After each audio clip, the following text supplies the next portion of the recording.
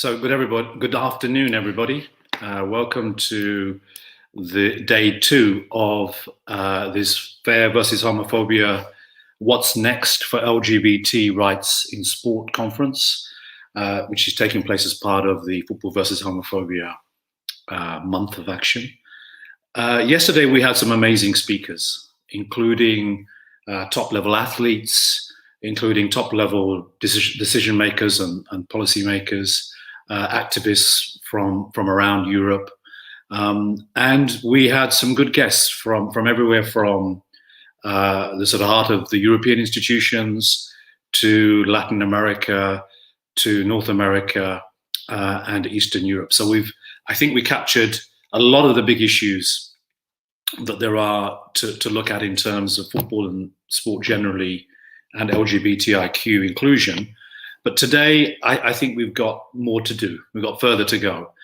So in a few minutes, I'll be welcoming a panel on inside the European Union to look at what the European Union's perspectives are on these things. And then we'll look at, we'll have a short session, a 30-minute one-to-one on trans inclusion in Latin America, a fascinating session, actually. And then there will be a session with some very interesting people on policing women's bodies, followed by a session on supporters and their involvement in furthering the LGBTI inclusion agenda.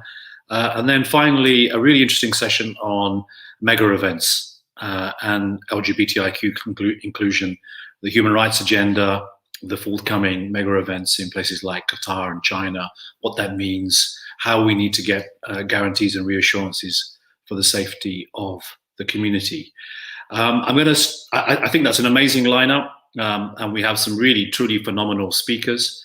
But let's get on with this afternoon, and let me introduce you the speakers, the panel discussion that we have for the Inside the European Union session.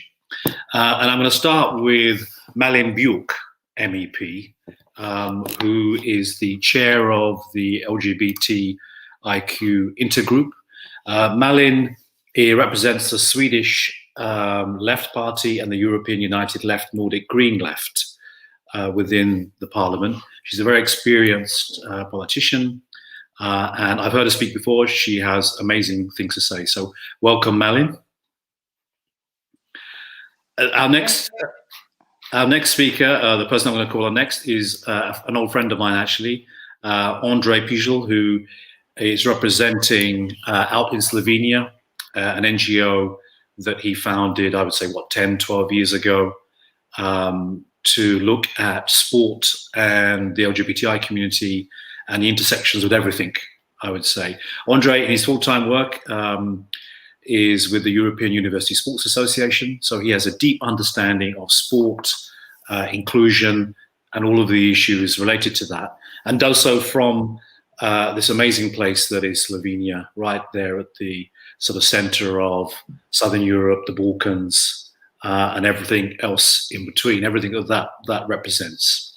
I want to also introduce Floor van Hout, who is the new head of unit at the sport unit. This is the first time we have Floor involved in a fair panel discussion, so we're really, really interested in Floor's perspective, and really, really interested in some of the ideas that she has and the fresh perspectives we know she will bring to this new role. Welcome, Floor, and thank you for joining us. And then finally is somebody who I know quite well also, Veronica Nozeda from Lerda Gamoz. Now, Lerda Gamoz, you sort of need to know them to really understand the phenomenal work that they do. They're a women's football club, you could argue, a self-styled radical football club, but they do incredible work with women, with the LGBTIQ community, with refugee women. I'll let her tell us a bit more in a few minutes. But before we get into sort of a discussion and everybody's perspectives on the sort of the EU and how we can leverage and use the resources that the EU puts at the disposal of the public in order to create change, in order to ensure LGBTIQ inclusion in football, I want to call on Floor and Malin to talk a little bit about their work. Maybe I can call on Malin as the politician to tell us a little bit about her perspective from the European Parliament's LGBTIQ intergroup. So over to you, Malin. Thank you very much, Piara, and thank you very much for the organizer of this event. I have 3 rioting 10-year-olds here, so if I'm disturbed, that's what's happening. I think it goes for many of us working from home, this situation.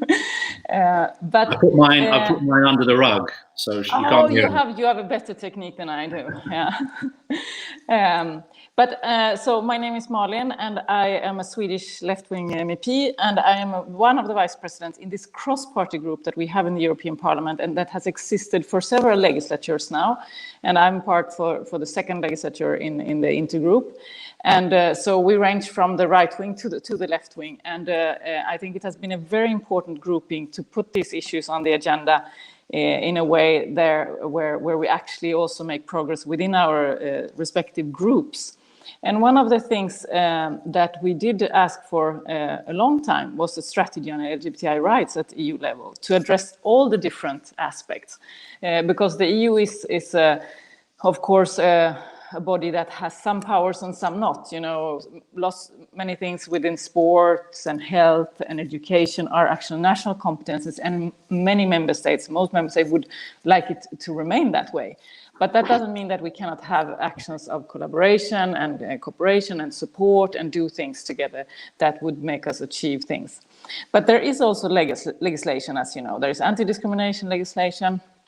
And although it's not as strong as we would like it to be, especially on LGBTI rights, it is there in certain areas, and we can use it. We also have the Charter of Fundamental Rights, which lays down very, very clearly rights of LGBTI people. And so that's what we're working with. And so we have been asking for such a strategy on LGBTI rights for many years, and it was only last year that it was actually finally published, such a strategy, which then will go all the way to 2025. And some of you might be familiar with it. So it will address hate crimes. It would address freedom of movement, because there are restrictions for LGBTI families and couples. So it will deal with some legislative issues, but it will also deal with things that are more like in terms of changing attitudes and trying to address things that has to do with education and health and sports. So in that area, you will not maybe be surprised that it's quite weak, the formulations. And of course, first when I read that, I was a little bit disappointed, but then I said, well, it's up to us then. Let's fill it with content. Let's make sure that it actually addresses the issues that we want to address. And it's very nice to have the European Commission here, because then they will be the ones that have to roll out in partnership with you and with the European Parliament and with the member states, the actions that we want to take in this area. So I think this is the moment when we will be able to do things, or we'll have to formulate the concrete things that we want to do in this area. And for me, I am an old football amateurist, midfielder, but it was a little while ago, I must admit. But it's very clear that I have a special place in my heart, and looking forward to the Euro Cup next year. It was postponed, and the work that we can do now around the Men's Cup and then the Women's Cup, and maybe we can do some European action around that. So I would like to hear from you what you would like us as like a political leverage to do in view of the Men's Cup and the Women's Cup, and see how we can bring this forward. And as I see it, also sports is an arena that has all the problems of society as a large: sexism, racism, homophobia, transphobia, and one has to do self-criticism, but also be able to change internally, and then also have an external dimension where we can actually influence the rest of society. And I also know Lydie Gomeuse from France a little bit, and I learned, I think it was last year, the first openly lesbian woman player in France, and in Sweden there, and Denmark and Norway, as you might know, there are several out players, and they're really like, for the young girls, they are the heroes and fantastic players and women that can be role models, and that's where we want to get in every country, of course. So all the ideas and all the actions, but also when it takes, we will be there to do the political struggles alongside the community that wants to change things in football. So yeah, the LGBTI intergroup is there and want to act and react together with you. We have also political responsibility to do so. So that's my message for today. Thank you. Thanks, Malin. That's really very interesting. You mentioned the Women's Euro, which is postponed until next year, which will be taking place. And I think you suggest activities. Maybe that would be a good follow-up. And if members of the audience want to ask questions about that or make suggestions, we can put that into the round, because it is a European-wide tournament, and I think it allows opportunities, a platform to send out positive messages. So certainly that's what we believe, and have been trying to use the men's competitions mostly until now. So that would be a good move, I think, as the women's game evolves as well. Flor, can I ask you now to talk about the sort of your focus on LGBTIQ rights through sport?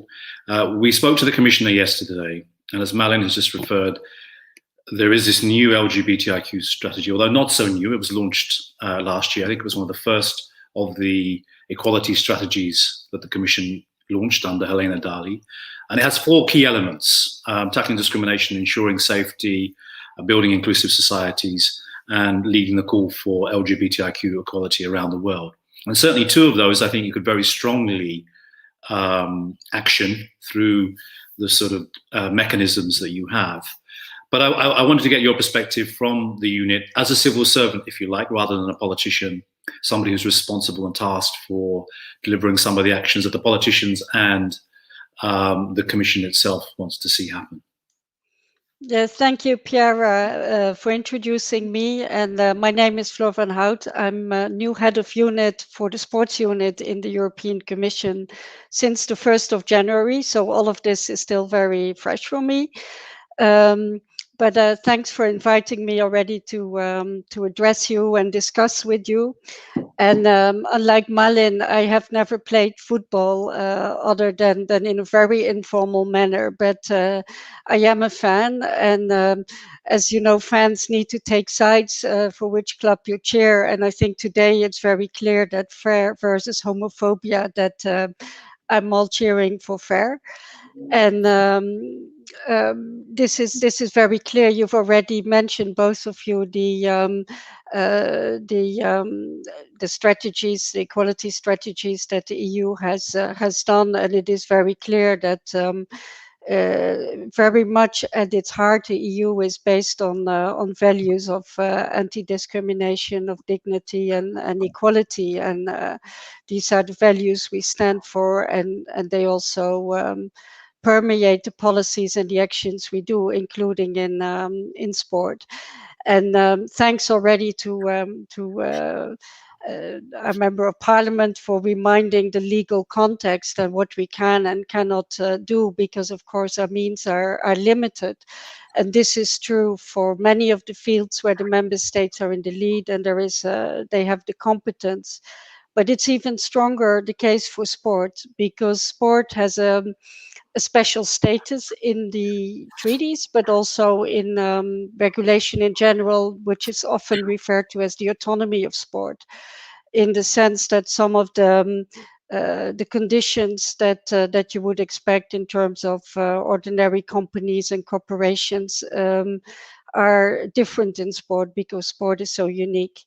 So this makes our margin of maneuver even maybe more difficult than what would be the case in other areas. But that certainly doesn't stop us from a discussions, because we have our limits in the treaty, but we also have certain obligations that the treaty asks us to do. And notably in 165, the treaty asks us to promote cooperation and coordination in sport. And it notably points to the areas that are important, like integrity in sport, good governance, but also inclusion and fairness and the protection of the integrity of athletes. So we feel we have a very important duty, and that we take very seriously. And what can we do? The first important part, which is not to be underestimated, is the funding that we can give. We have a chapter, the sport chapter, that is part of the Erasmus Plus program, which you may all know. It's a very prestigious and well-known program for the EU, mostly for student mobility, but a tiny part is also dedicated to sport and sport cooperation. And in that, the priorities are very much focused on integrity, inclusion, equality, and cooperation in a European context. And we are at the brink of starting a new 7-year program. But if we look back to the previous program, not less than 450 projects were financed around inclusion for a total of 65 million. So this is a considerable weight that we can bring into the sports sector that wants to cooperate on inclusion and equality. And so I can only encourage to make good use of this. And I know FAIR has discovered this program and you are using it. You have a number of interesting projects. And it's not just the funding, so it's not just the actions that allow people to act on the ground, but what is also equally powerful is that we collect all the projects online that are financed in a project database, so they're publicly available, and this also helps to organizations who want to look what kind of projects we fund. So there is also visibility for these. It's not just that it helps the people who get the funds, but it can also be conveyed to others who seek inspiration and who want to learn and to know what is going on. In addition to that, we do give prizes to organizations that work on those values and that are active. Since 3 years, we have an award called the Be Inclusive, where organizations can send in their nominations for very striking projects, and this is another opportunity to put the role models into the spotlight and to showcase what can be done and how change can be made. And we do videos on them, we post them on our social media channels, so there can be a lot of visibility for this kind of project. So it's more than just giving the funds, it's also the visibilities and the ideas that can be carried forward. And the other part of our cooperation is cooperating with the sport movement and member states.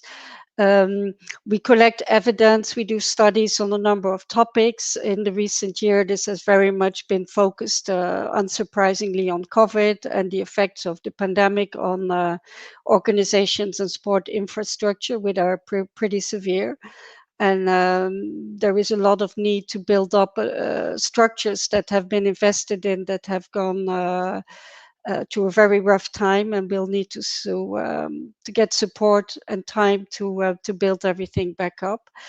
And so we support the member states in their discussions, in their talks, but also we support the sports movement by organizing events, galas, where we talk about what we do, our values, the purpose of the program, the projects that we fund, and the evidence that we find. So these are, maybe it's all talk and it's all ideas, but ideas can matter and ideas can change a lot. And I think we increasingly see that this can happen.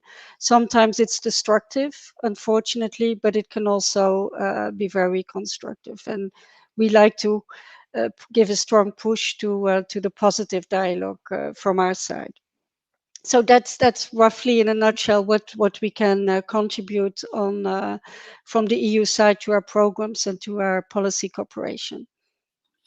Thanks very much, Floor. And actually, I can testify quite categorically that since the EU sort of developed the competence to fund sport activities, and particularly with the particular perspective that you do, which is through the inclusion element, through social change, for enhancement of athletes, that type of thing, it really has made an impact. I don't know how long ago that was now, maybe 10 years ago. Over that period, it really has had a significant impact. And Andre, I know that you have been involved in, well, firstly, I think it will be useful to know about exactly your perspective in Slovenia. And then I know that you have been involved in EU projects, and what your advice might be to people, your experience as it's been, and maybe any feedback. I mean, this is as good a time as any to give feedback.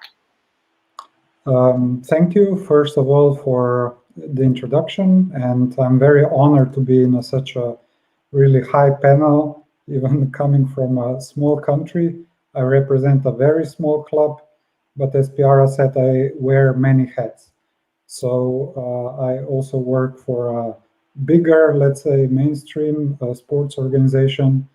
And I have to say that I have been waiting with great expectation when the preparatory actions in the field of sports were launched back, as Piara said, more than 10 years ago. And I was actually one of the lucky people that were selected alongside with FAIR already in the preparatory actions. And then we have been really using this possibility of implementing activities through before the preparatory actions, now through the Erasmus Plus program. And I need to say that I'm very excited that this is an opportunity, but as Ms. Van Hout said, it's not just about money, it's about visibility, recognition. And I think in the recent years, also smaller clubs and organizations like ours, like out in Slovenia, can really benefit through the small collaborative partnerships, for example, that do not require a huge bureaucracy, people employed and so on. I know that the new Erasmus Plus program, which we are all waiting for the call to be published, that might even simplify the proceeding also for the upcoming period, the multi-financial framework and the possibilities of funding. So coming back to the question, so even if you are in a small country, if let's say the governments or municipalities, or there are no real opportunities of support, I think through the mechanisms like Erasmus Plus, but Erasmus Plus is not the only EU mechanism that you can also benefit from. We really need to make sure that the information gets to the smaller clubs, especially on the topic of LGBTIQ plus people, especially in countries in, let's say, Eastern Europe, that we know that the situation is not the best and that they are developing, I don't know, LGBT-free zones and all sorts of things. So I think from this perspective, this is the best, one of the best things that could happen from the side of the EU, to have these possibilities. The money is not like no one will get rich of this money, but it's there in order to implement these activities, to network, and to get basically to get recognition, as it was already said. Thank you, Andre. That's very interesting. And something that you sort of touched upon, and you will know through your own network, when we talk about the benefits of having the EU stamp, if you like, on a project. Have you seen that perhaps in countries where you referred to it very briefly, where the local authorities or the government doesn't quite endorse your work, doesn't quite believe in it, but then you're involved in a partnership that gets EU funding? Yeah, what's the value of that? I can also say that, for example, I live in Slovenia, that from the, let's say, former Yugoslavia was considered a very advanced, developed country, a role model for the rest of the region. Unfortunately, we are not where we want it to be. But for example, also the support of LGBTIQ, let's say, initiative equal rights is limited. But for example, with the recognition of some projects and initiatives supported either by the EU, but not necessarily also when we, for example, got the support even from the FAIR network, not to minimize the importance of the network, but you know, all these recognitions from abroad and the fact that then there is some sort of focus, then also somehow advance the recognition of our work in local community. So, for example, we are based in Ljubljana, in the capital of Slovenia, and we have really very good support from the city. Not strategically in the field of sport, because we don't fit anywhere in the field of sport. Not strategically in the field of social inclusion, because they don't consider sport as social inclusion. But then when we do activities like roundtables, exhibitions, or EU projects, then we also get their support from, I don't know, for example, we hosted a few events and the city hall gave us their premises free of charge to be used. And so all this recognition and visibility from the institutions like the EU, then it definitely gives a support. However, Piara, this is not, let's say, the, you know, I don't have the English word, but it's not the solution for everything. Because, for example, in Poland, I don't think they care that the project would be financed by the Erasmus Plus.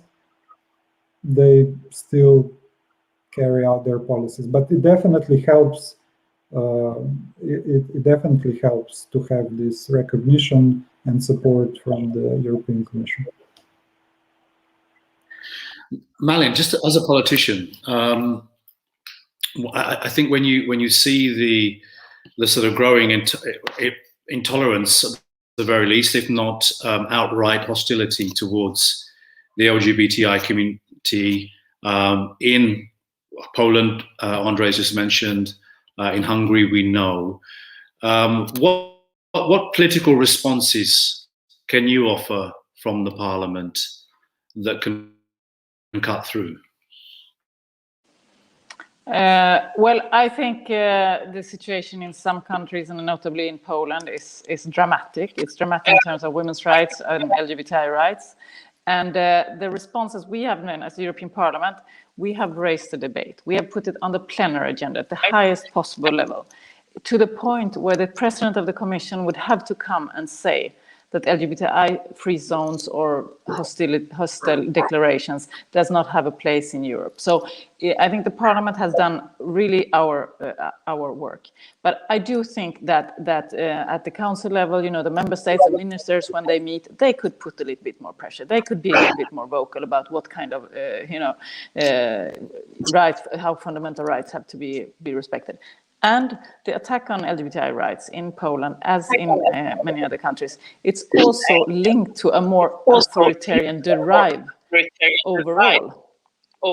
And so that where you know the rule of law and democratic freedoms are being undermined, and that is not a national competence. You cannot derive from rule of law and fundamental principles of democracy without, you know, the European Union and the European Commission and different other member states reacting. And there, I think I am disappointed with the Commission. I'm disappointed with the member states not taking actions, because that works. And what also works is, of course, money. I mean, there's EU money going into countries that are breaching, you know, basic fundamental rights and basic democratic principles and don't respect the rule of law. So I think there is much more that politically can be done. The Parliament has been very vocal about what we want to see. We want to see all these issues, you know, addressing with the money, addressing with the member states' actions in the Council and the Commission to do more. Unfortunately, we are not successful yet, but I do think we have to, and maybe we can get back to that as a strategy also, address the money. Where does the money go? Where does it come from? So even when the EU doesn't have competence, as in legally speaking, the EU has money, the member states pour money into sports, for example. So, and they pour money into structural funds. There is accountability to be enforced there. Okay, thank you. We can perhaps come back to that. Veronica, if I can bring you in, if you could just very quickly tell us about the work that you do in Paris, in a relatively safe and liberal country, and the focus of that work, and your engagement with the EU and the Commission, the Sport Department, which probably is a bit more limited, I think. But it'd be interesting to hear your perspective, I think. So I'm part of a sport team, a soccer team, football team, who's called Les Dégommeuses. Ass Kickers is perhaps the most suitable translation, and it's mainly a lesbian and transgender club. So it's a complete grassroots club structure, and we consider that our soccer activity, our sports activities, is already a form of political participation and political activism, and this is really the key of all our actions. So people come, lesbian and transgender, and also, I mean, non-binary, etc. They come to our club to play football. Some of them, they are already in a, I would say, political mood. Some other, they just want to be part of a club who is safe. And we try to build collectively a project about inclusivity, and of course it's a question of LGBT, but it's also an intersectional question. So we work a lot with we play a lot, because they are playmate. I mean, they are comrade of game with especially lesbian women who come from countries where you had to flee from because of their sexual orientation or sexual identity.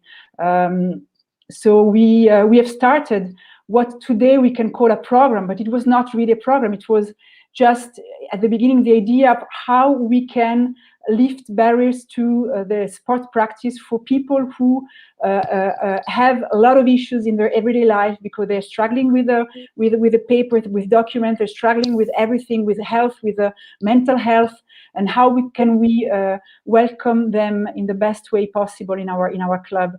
And starting from that, we built a project that I think it's suitable, and I think it could be really replicated at a European level. I would say I would like to answer to Andre and Malin, and also to Flor. Of course, money is one of the keys. We are a complete volunteering club.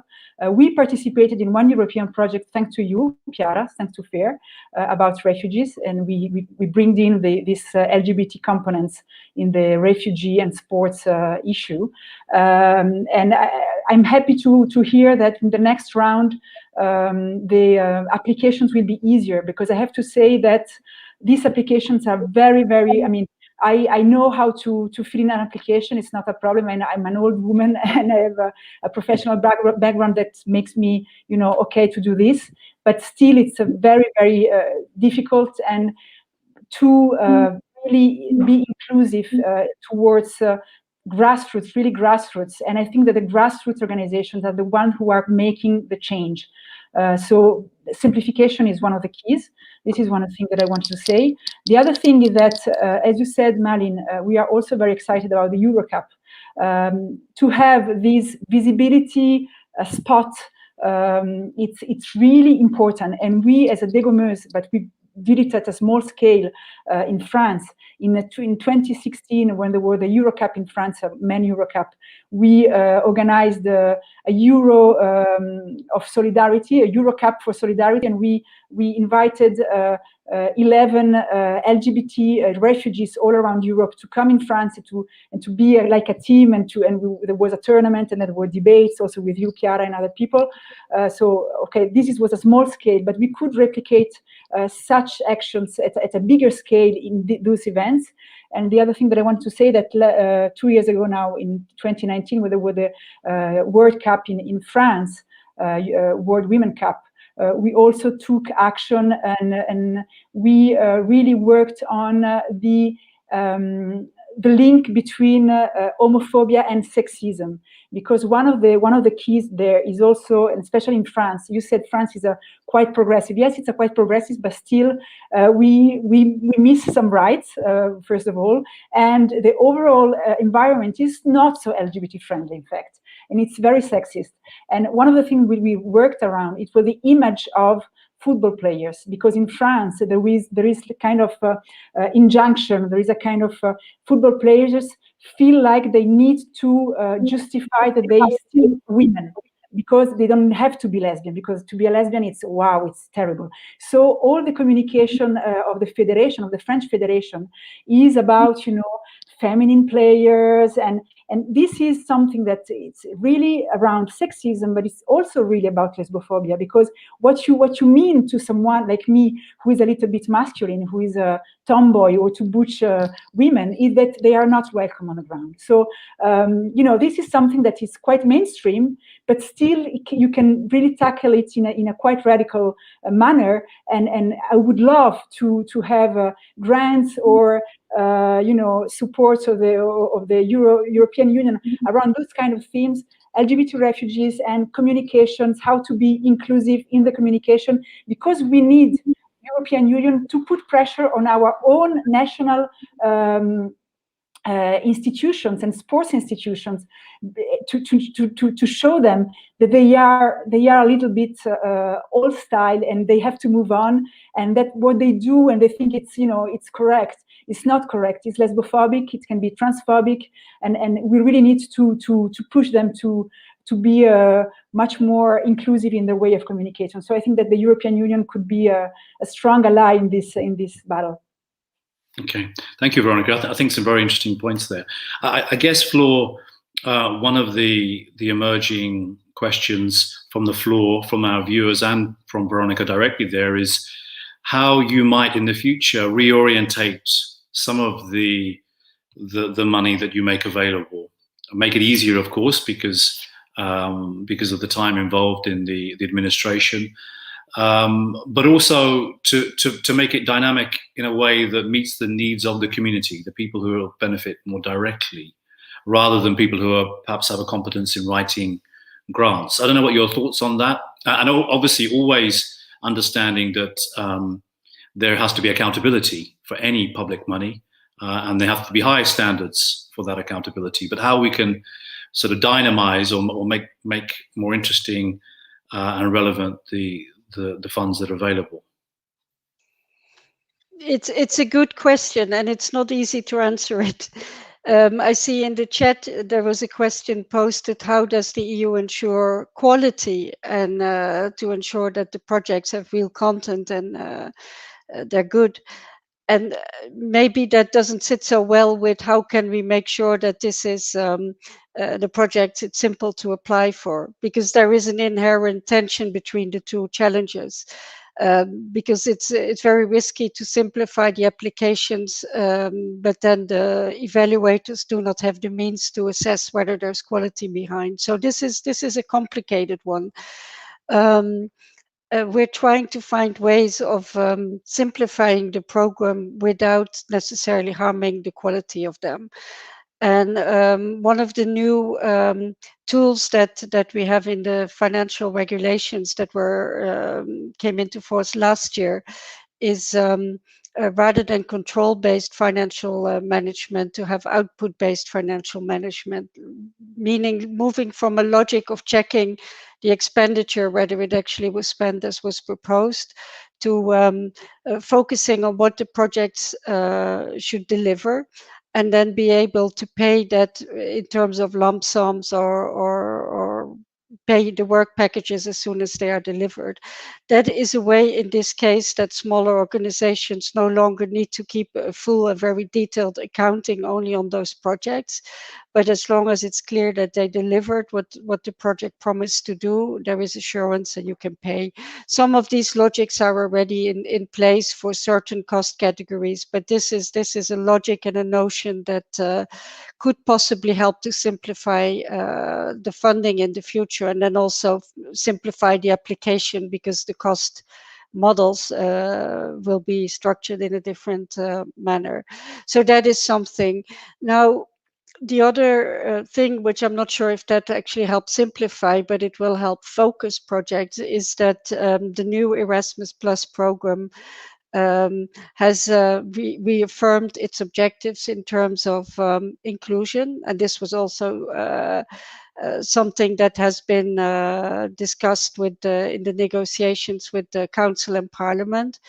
And this means that there's now very solid requirements on the programs to not only as a priority, but also ensure that the beneficiaries of the program represent the diversity of Europe and are genuinely inclusive. So those elements, not only having projects funded in the area with a label inclusion, but also ensure that the beneficiaries, the people who got the funds, the organizations, and the ones who participated in projects, actually also represent those values.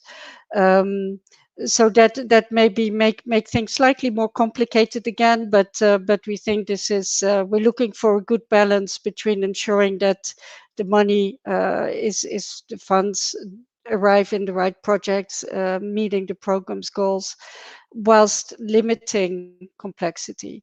I'm not sure if we can ever make it as simple as our stakeholders will want it to be, but at least this is how we're trying to find a good balance between quality, purpose, and simplicity. Thanks so much, Flor. Unfortunately, I've realised PR has just had some technical issues, so I will step in, but thank you. Marlon, we've also had a question from the audience asking about the difference in tackling issues around LGBTI discrimination in countries, for example, in Poland and Hungary, where the attacks can be quite explicit and quite evident, and in other countries, the audience member gives Italy as an example, where perhaps the attacks are more subtle and there's kind of, there's just less legal support for LGBTI people built into the laws and regulations within the country. Well, I wouldn't say I have all the answers, but I do think that, if we don't address what's happening in Poland today, and Lithuania to some extent, where there are really authoritarian attacks, ultra-conservatives attacking women's and LGBTI rights, then it will spread. So that's one thing. I am sure of this because they have a plan. So this is important for us to not be naive about and to be very vigilant. And they have networks throughout Europe and globally also. The other thing is that we should not, we say that the EU doesn't have much power or juice, etc. It's true and it's not true. There is anti-discrimination legislation. There is the Charter of Fundamental Rights. Funding should not go for, activities or organizations or institutions that cannot uphold respect for human rights and anti-discrimination. So I think we should be a little bit more outspoken about that. And there are so many others that can receive funding then. So when there is a choice, we have to be very sure that it goes to the right people and to the right actors. And I also think it's extremely important in all European countries, and especially those who are facing more, whether it be more subtle or more direct attacks, support to activists and civil society.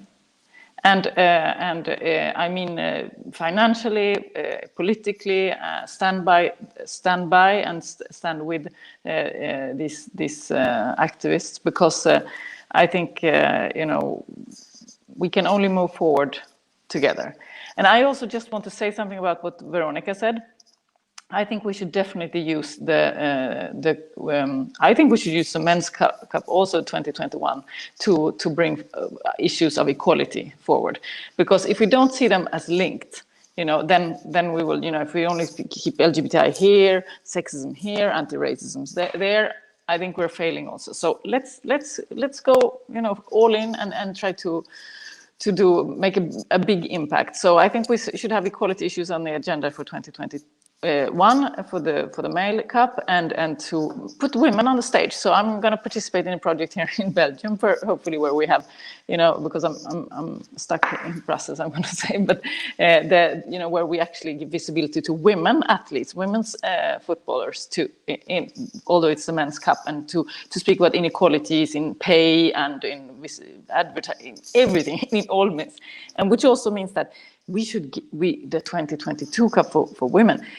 And you ask, what do you ask of women? You ask them to be women footballers, to ask for equality. You have to be feminist. So fine, okay. The women put the feminist hat on and they go and they fight, and then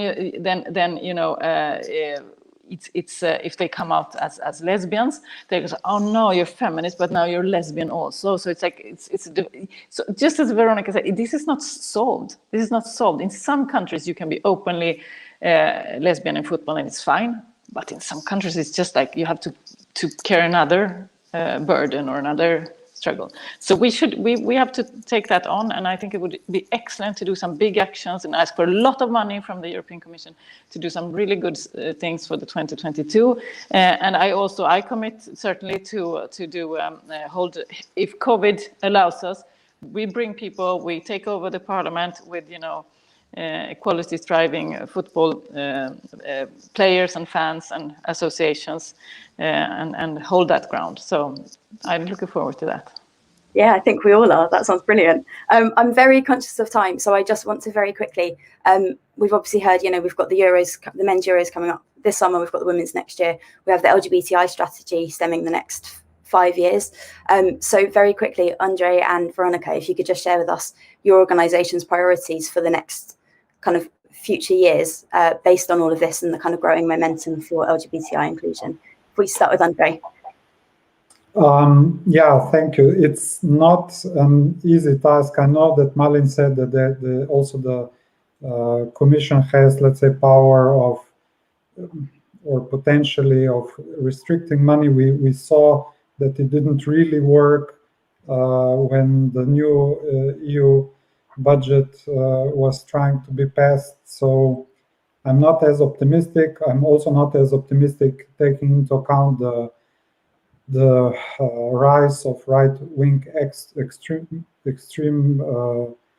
parties, let's say, and their philosophies, increase of hate speech and violence across Europe under the COVID rules. Now everything is being,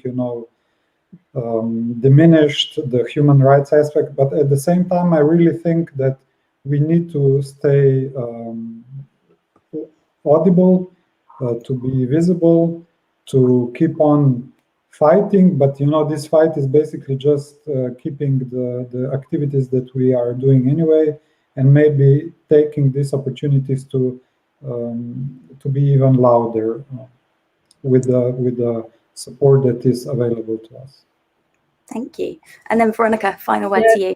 For us, COVID is really a dramatic situation because we cannot play, and especially for the more isolated, most isolated members of our club, as I said, refugees, undocumented people who work in the uninformal sector. We had to almost transform our mission and started to find money to give direct help, direct aid to our friends because they couldn't leave. So this, for us, unfortunately, is the priority today, and I hope it's gonna change.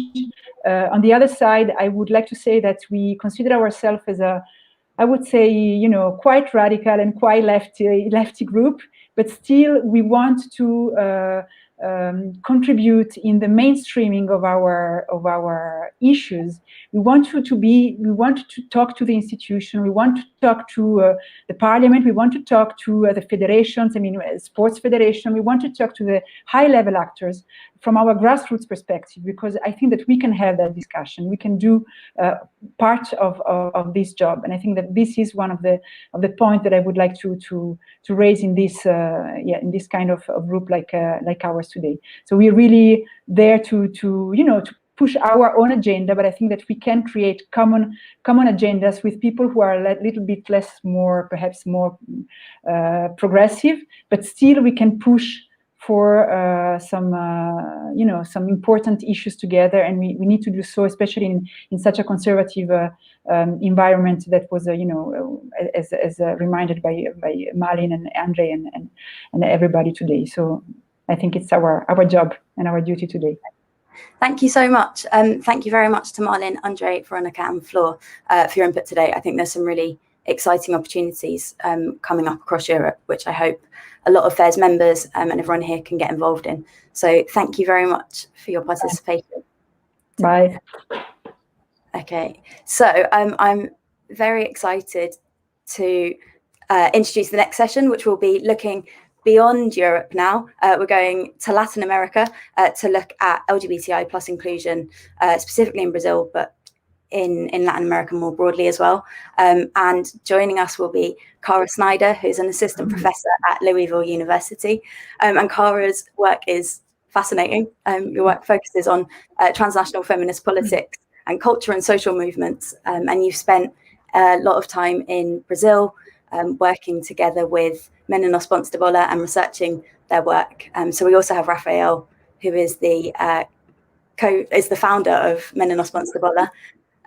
And yeah, I'm gonna leave now because I don't speak Portuguese, so I bring this.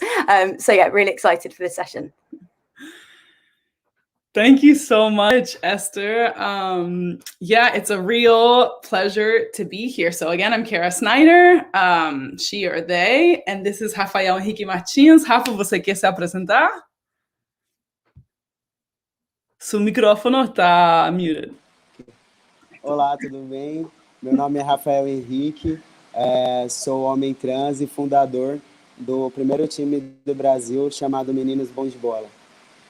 So Rafael has just shared that his name is Rafael Henrique Martins. He's the founder and captain of the Meninos Bons de Bola, or the Soccer Star Boys, and they are the first team of transsexual men in Brazil.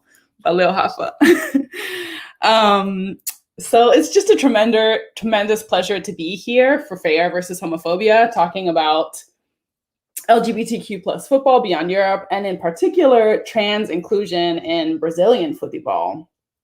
I want to recognize the folks at FAIR, especially Esther, for all her work putting together this fantastic event, and a shout out to Dr. Brenda Elsey for connecting me to the network. Can you all see my screen? Yes. Okay, great.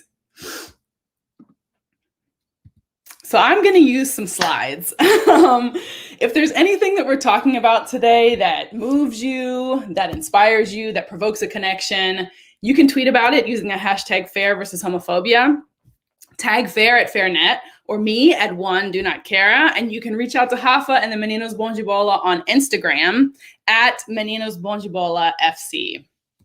We've got 30 minutes and a lot of ground to cover. So I'll begin by talking for the first 10 minutes about my research with women and LGBT plus athletes in Brazil. It will be a good background for introducing Rafa. And I'll show why it is that we have to think about women, queer, and trans athletes together. Then I'll spend 15 minutes asking Rafa about the landscape of trans football in Brazil today. And then we'll have some minutes at the end for Q&A. So a note that I'll be using the terms football, and soccer interchangeably, because those are all sort of jumbled up in my head. To understand football in Brazil today, we have to start with some background about its place in the nation. And indeed, the history of football has been a history of the social construction of gender, race, and class. To tell a brief story of the sport, soccer, as we would recognize it today, arrived in Latin America in the late 19th century, when political and intellectual leaders were looking to Europe for models of modernity. The sport's athleticism became bound up with notions of national manhood. Football became a way to articulate a proud and masculine national identity. Governing elites built sport not just along masculine lines, but heteromasculine ones, and in contemporary terms, cis-masculine ones. This meant clearly marking roles for women and men on and off the pitch, and defining them in opposition to one another, as well as linked through heterosexual attraction. So, although Brazil was the first country in Latin America to have official women's leagues as early as 1921, government officials banned women's soccer in the 1940s, claiming that it threatened national traditions. So what we see in the image on the right is a team from 1926 in Brazil, and on the left is a newspaper clipping that's announcing the legal prohibition of women's soccer. This ban lasted for almost 40 years. Even after it was overturned in the late 1970s, social barriers remain. The most significant include stigma around homosexuality and female masculinity. In effect, the history of Brazilian football is a concerted effort, a concerted and multifaceted effort of those in power to exclude women and LGBT+ athletes from the national sport. However, opportunities for marginalized queer athletes began to shift significantly in the late 20th and early 21st century. And this is where the book that I'm writing will begin, with the shifts. For women, it was the international platform of the 1996 Olympics, which was the first iteration of the games to include the modality of women's soccer. So the image to the far left is the women's team from 1996. The first LGBT+ identified team formed in Sao Paulo in 2015, and the number of these teams have grown exponentially. So to give you an idea, in 2018, there are over 50 teams that identify as cis gay men. And thanks to the work of athletes like the Meninas Bom de Bola, there are now 8 trans-identified teams. Because football is synonymous with Brazil, these athletes' battles for inclusion represent deeper struggles for belonging. My book, which will be tentatively titled, "Which Team Do You Play For? Visibility and Queering in Brazilian Football," explores how the formerly excluded women and LGBT athletes claim this sport and what happens when they do. Spoiler alert, the results are mixed. And a lot of the ambivalence comes from the goal of visibility. So you can see here, this is a big banner created by the Football Museum in Sao Paulo, and it says the Football Museum supports visibility for women's soccer. So women in LGBT teams are struggling for rights and recognition, and they're using the language of visibility. Given the history of the invisibilization of women and LGBT+ futbolistas, it's not enough for them to simply play football. They have to be seen doing it. But visibility is a double-edged sword. For instance, one thing that my research found is that as Brazilian women's soccer became visible, the bodies of women athletes became subject to the same sexist, Eurocentric beauty norms that non-athletes are subject to. So again, the image from the left is the 1996 team. And if you look at this image at first glance, you'll notice that 9 out of the 11 players in the starting lineup have short, almost shaved heads and would be considered Afro-Brazilian by measures such as the census. The image to the right, when the team played in London, the players are visibly lighter skinned. Many of them, most of them have long straightened hair, and some even look like they're wearing makeup. So we see that women's soccer, as it becomes visible, it becomes feminized and whitened. Femininity is being coded as white or light. Afro-descended and gender non-conforming players are being pushed out. And we can see here the connections between women's and LGBT+ soccer, always racialized categories, that begin with the policing of women's bodies, which is incidentally the name of the next talk here. Like women athletes, trans futbolistas in Brazil are also fighting for visibility, but they too are experiencing issues, namely transphobia. And Rafa will talk more about this, both on and offline. So for instance, even though the Meninas Bom de Bola were the inspiration for other trans teams to form, last year they actually deleted their Facebook account due to gender trolling. And I know that this is an issue that FAIR is starting to take seriously. And I think that's important. Even in LGBT+ tournaments, the MBB consistently face transphobia from both gay identified men and women. Because of this, I argue that teams like the Meninas Bom de Bola are going from asserting the right to visibility to years later enacting a right to opacity. They've become selective about whom they share their stories with and what are the stories that they're sharing. Part of this approach is a response to the rise in hate that trans athletes are confronting. And the previous panel just touched on this. This rise in hate has to do with the rise of the right across the Americas and in Europe as well. So I'm sorry to end my introduction on this image, but it's an important one. So the picture that you see here is from former President Donald Trump and the president of Brazil, Jair Bolsonaro, who has been sort of dubbed the Trump of the tropics.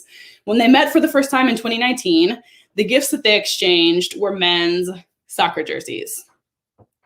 In this same meeting, Bolsonaro gave a public statement that highlighted their shared commitment to, quote, traditional family and opposition to, quote, gender ideology, which is a term that's been used by conservatives to mark any movement that promotes the equality for women and LGBT people as a ploy to undermine said traditional family.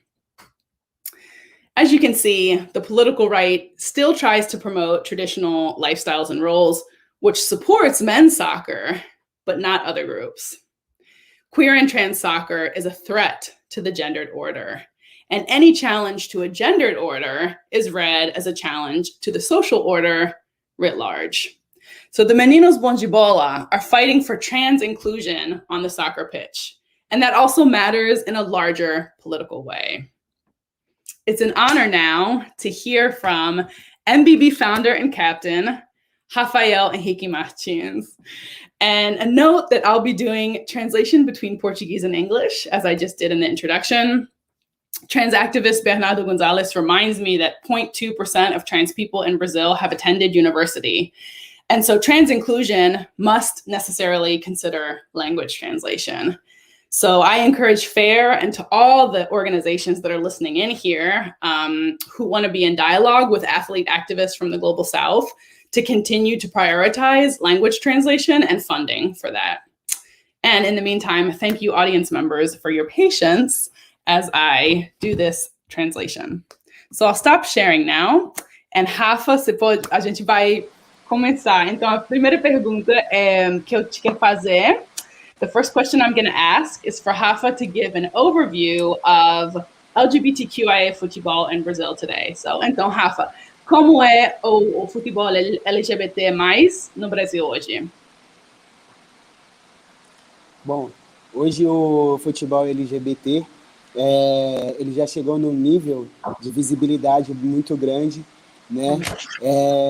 Porém, para a gente chegar até aqui, a gente enfrentou bastante dificuldades, né? Porque no Brasil é o país, né, que mais se mata pessoas trans. Okay, let me pause right there. So Rafa is saying that LGBT athletes have arrived to a level of visibility today, but that this level of visibility has not been accompanied by a reduction in violence. So trans people in Brazil are suffering violence and are being killed at one of the highest rates in the world. Pode seguir.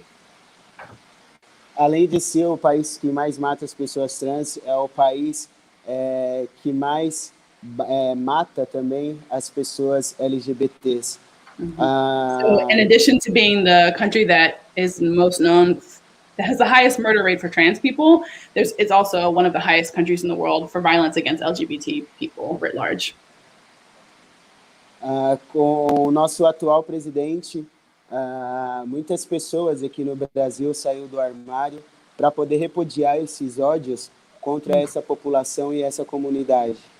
So many people, LGBT people, with the election of Jair Bolsonaro have come out of the closet to repudiate the hateful language of Bolsonaro and of the license that he's given for other people to use hateful language. Através das nossas redes sociais, a gente acabou recebendo alguns xingamentos, né, mais por conta do Facebook, e por isso, por segurança, a gente resolveu desativar e ficar só no Instagram, que é um espaço que está sendo mais seguro para o nosso time.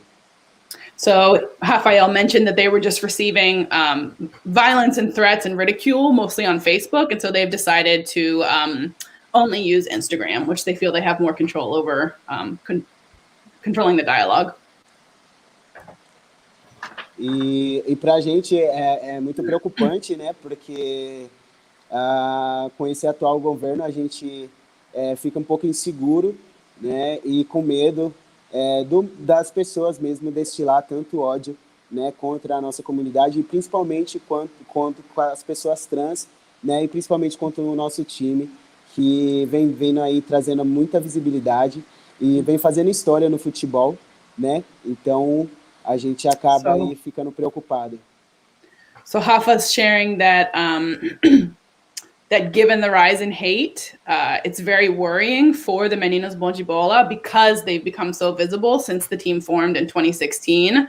And this visibility combined with the rise in hate and the license, that the permission that Bolsonaro has given for people to articulate this hate really worries Rafa, and especially for trans teams who receive disproportionate amounts of violence directed towards the LGBT community. Então, Rafa, não sei se você quiser falar outra coisa do como é que é o futebol LGBT no Brasil hoje. O futebol LGBT hoje no Brasil, ele é um futebol sem união, né? Que é um futebol onde não é inclusivo para todas as pessoas. So, Rafa, né? I ask, what's the landscape of LGBT football today? And Rafa's saying that unfortunately it's a futebol that's very disunited. Porque ele é um futebol que ele busca muito padrões, né? Então, para você entrar nesses times, seja ele de gays, né, de lésbicas, você precisa ter um certo padrão e ser de uma classe, né, totalmente diferente para poder conseguir entrar nesses times.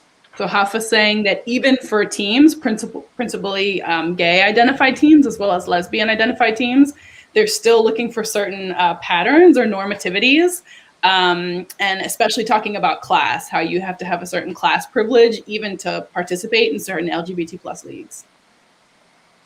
E além disso, Oi? Mm-hmm. E além disso, a gente não consegue, né, jogar com os times masculinos, porque eles veem a gente como mulher, e no time feminino eles veem a gente como homem. Ou seja, a gente fica na nossa caixa, né, e jogando só a gente mesmo, porque é isso. O futebol LGBT, ele luta, né, cada um com a sua letra, e acaba sendo um futebol também que é muito exclusivo. So he's saying that when playing men's teams, the men that they compete against see the Meninos Bom de Bola as women, and when they play women's teams, the women's teams see them as men. And so they have a hard time finding competitors or figuring out where they fit, even in LGBT plus leagues. He mentioned that LGBTQIA plus, that every one of the letters sort of is doing their own thing, and that there are just a lot of barriers to access for teams like the Meninos Bom de Bola. Então, Rafa, você já mencionou um pouquinho disso, mas quais são as conexões e as desconexões entre mulheres e futebol LGBT? So I asked Rafa, he's just been speaking about it, but to explicitly mention what are the connections and the disconnections between women's and queer and trans soccer? Não existe conexão. Eu acho que tem muita desconexão ainda no futebol, principalmente o LGBT, né? A gente vê aí um futebol que não inclui as pessoas, que ele acaba excluindo, né? E busca padrões para entrarem, para fazer parte desses times. So he's saying that unfortunately there are not many connections and there are many disconnections, and he's sort of talking about the disappointment with the way that even LGBT plus teams are reinforcing normativities and padrões, which are sort of patterns or roles. So what would you like listeners from Europe and from the global north to know about the Meninos Bom de Bola? So you've sort of situated yourself in this difficult landscape. What would you like them to know about the Meninos Bom de Bola? What would you like to make visible about your team? Ou seja, o que você gostaria para a gente na Europa, nos Estados Unidos, saber dos Meninos Bom de Bola, e o que você gostaria de fazer visível? Bom, eu gostaria que o mundo soubesse, né, o quanto os Meninos Bons de Bola é um time de extrema importância. Eu acho que a gente atende aí várias demandas, né, desses meninos que fazem parte do time. So Rafa is saying he would want people to know just how important the Meninos Bom de Bola is in this landscape and how many different types of boys come to the team. Nós somos mais que um time, né? Somos uma família, cuidamos um dos outros e a gente vai para além do futebol, né? A gente We're more than tenta a ocupar team, os we're a espaços. family, and we go beyond soccer. A gente tenta ocupar os espaços que geralmente é negado para a gente e tenta sempre estar levando informação, né, para que as pessoas entendam que a gente tem o mesmo direito que todas, que é participar ou jogar, né, algum esporte, seja ele qual for. So he's saying that the Meninos Bonjibola, among their goals, are to occupy the spaces that have been denied to them, to inform the public about their existence and their resistance, and to assert that they have the same rights to play as any other person would. E aí, para além disso, eu acho que todo mundo, né, deveria conhecer esse time, apoiar, né, ajudar a gente nessa causa, porque infelizmente a gente conseguiu a visibilidade de levar, né, o futebol trans para o mundo, mas a gente não conseguiu, né, a visibilidade de parceiros, de empresas, para poder ajudar a gente nessa frente aí, que é de muita importância e que vem salvando muitas vidas. So he's saying that he just wants everybody to know about the Meninos Bonjibola. And he is highlighting that even though the MBB have been highly visible, that people have helped a lot in making the team visible, that visibility has not been accompanied by material support. So the Meninos Bonjibola has had an extremely difficult time finding sponsors, finding funding, and this puts the team in constant jeopardy. And so what he would like is for folks to share that the Meninos exist and to have that visibility be matched with finances and real material support. Ótimo. Você gostaria de compartilhar as pessoas podem entrar com você com o Instagram, né, para pensar em parceria? Isso, quem se sentir à vontade de conhecer o nosso projeto, de ajudar o nosso projeto. A gente vive fazendo campanha para arrecadar dinheiro para poder conseguir custear essa demanda, né? Porque a cada dia que passa a gente está crescendo mais ainda, está atendendo mais meninos. Então, pode chamar a gente no Instagram, né, que tem aí no começo, ou então acessar lá, @meninosbondebola_oficial, e ajudar a gente nesse processo que eu acho que é muito importante, não só para o futebol, mas para o mundo, né, ver pessoas trans saindo de suas casas para poder fazer algo é de suma importância. Rafa saying that he wants everybody here listening to please feel free to reach out and contact the Meninos Bonjibola on Instagram to form partnerships. He said, you can call on us, please do, and to know that what the team is bringing is visibility for Brazil, but also for the world, that the world needs to see more trans athletes. That's a good lead into my next and maybe final question. Esther's sending us some questions. So this is my last question for you, Rafa, and then we'll take a question from the audience. Minha última pergunta, então, e a gente vai pelas perguntas da audiência. Então, Rafa, minha última pergunta é: o que você quer pelo futebol trans no Brasil? O que você quer pelo futuro de futebol trans no Brasil e no mundo? So my final question for Rafa was, what are his dreams, his desires for trans soccer in Brazil and in the world? Eu gostaria que as pessoas aceitassem, né, as pessoas trans no futebol como qualquer outra. Gostaria também que as pessoas parassem de nos matar e deixassem a gente, né, viver em paz aí e passar as estatísticas. Saying a few things here, not only that he wants trans soccer to thrive, but he says, stop killing us, stop killing trans people, we deserve to live. E para o futuro dos Meninos Bons de Bola, a gente pensa em ter uma ONG onde a gente consiga acolher e, além de acolher, oferecer cursos profissionalizantes e futebol para todos. Né? Então, quem sentir a vontade de ajudar também a gente a realizar esse sonho, né, primeiramente de conseguir o nosso CNPJ, fiquem à vontade para entrar em contato e ajudar a gente nessa caminhada, porque sozinho a gente não vai conseguir.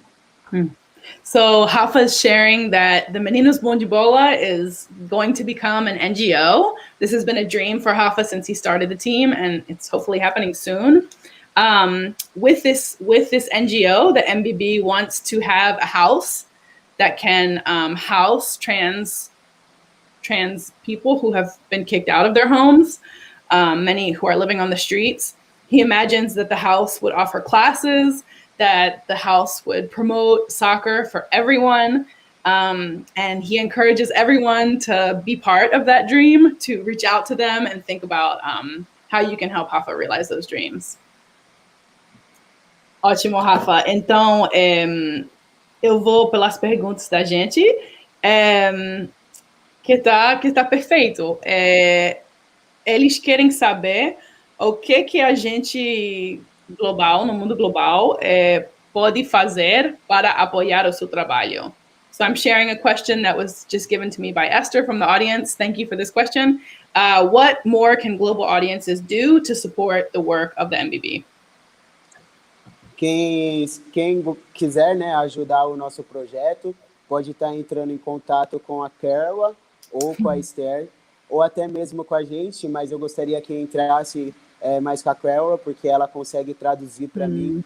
E a partir daí, fazer sua doação via conta bancária, né, que é o que a gente consegue no momento, até a gente ter a nossa própria conta, né, e nosso próprio acesso aí para poder divulgar para as pessoas uma forma para poder contribuir com o projeto.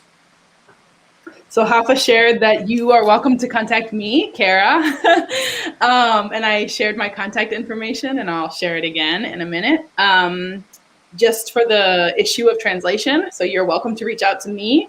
You can also reach out to the Meninos directly.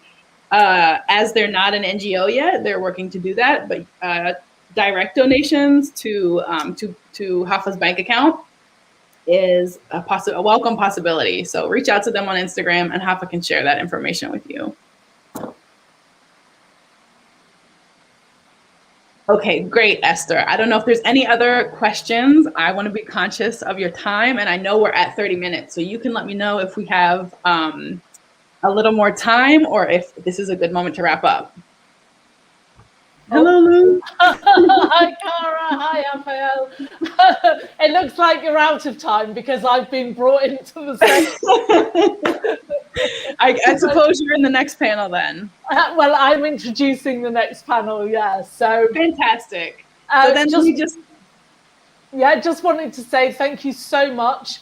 I think that's a really strong call for action. So everyone who's listening, get in touch with Cara or get in touch with Raphael via Instagram, and let's make sure that we see some real action from this conference. Yes, so thank you both very much. So ela acabou de falar, Rafael, que é uma chamada para ação muito forte. Ela agradeceu e reforçou para a gente entrar em contato com você ou comigo para realmente apoiar esse trabalho importante que você está fazendo. Gratidão, eu agradeço Thank bastante. Thank you so much, everyone. Thank you both so much. Okay, everybody, so I'm back in now. Some of you may remember me from yesterday. If you don't, my name's Lou Englefield, and I'm a director of Football versus Homophobia, and I also sit on the board of the FAIR Network.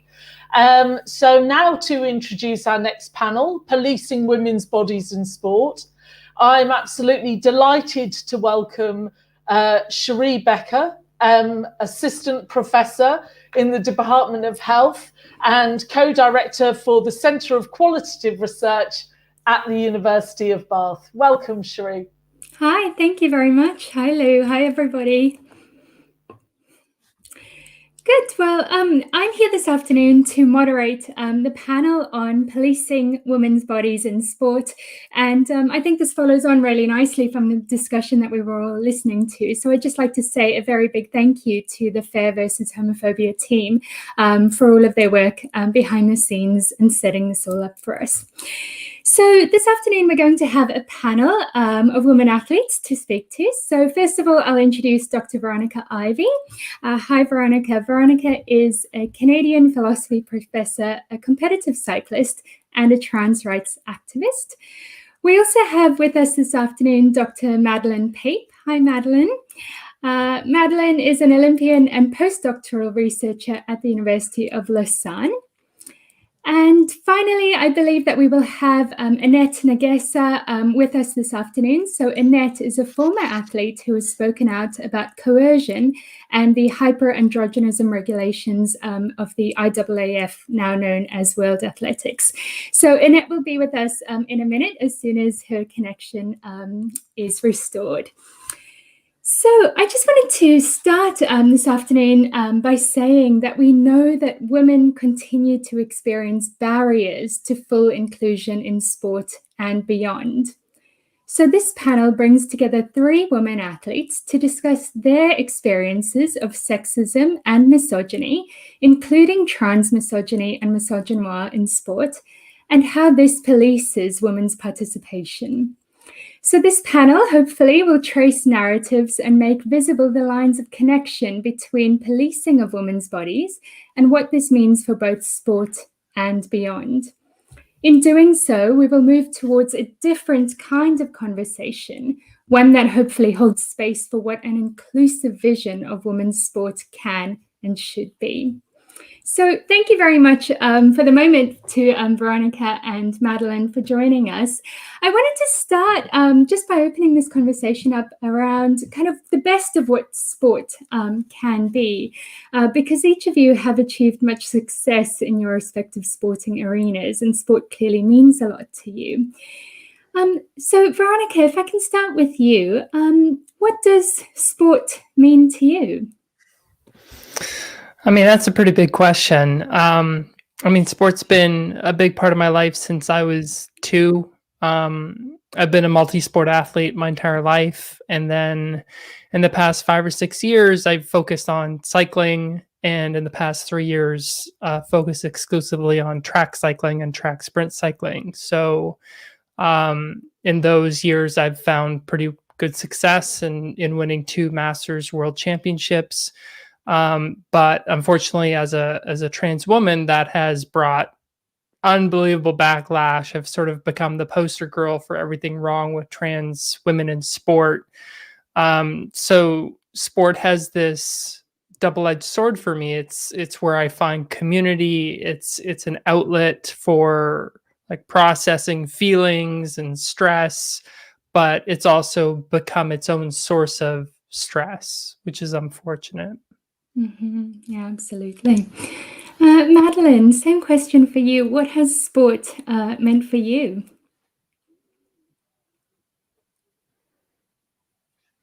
Thanks, Sheree, and I hope you can hear me. I'm having some issues with the connection here.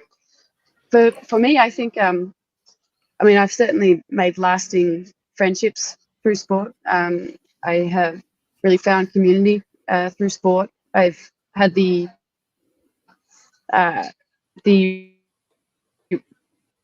guess real opportunity to live in different parts of the world in pursuing my education. But each time I've landed in a new place, sport has been a way for me to make new friends, find new community, and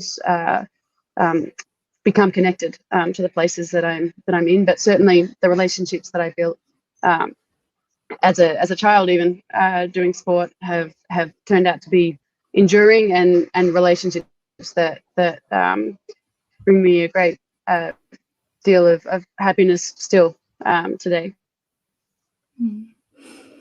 Yeah, I think that is a common theme that we see in the participation of sport. But as Veronica was saying there, we also see in and through sport, I think, the worst of what can happen as well. And we see that increasingly. So let's turn then to talking to what we're here to talk about this afternoon. Hi, Annette. Hi. Good afternoon. Hi, it's good to have you here.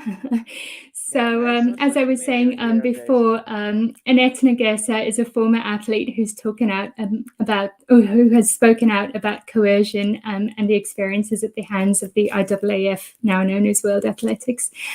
Annette, we've just started our conversation, and I was just asking Veronica and Madeline about the best parts of sport, so things that they enjoy about sport. And I was wondering if you could maybe briefly touch on what sport has meant to you in the past.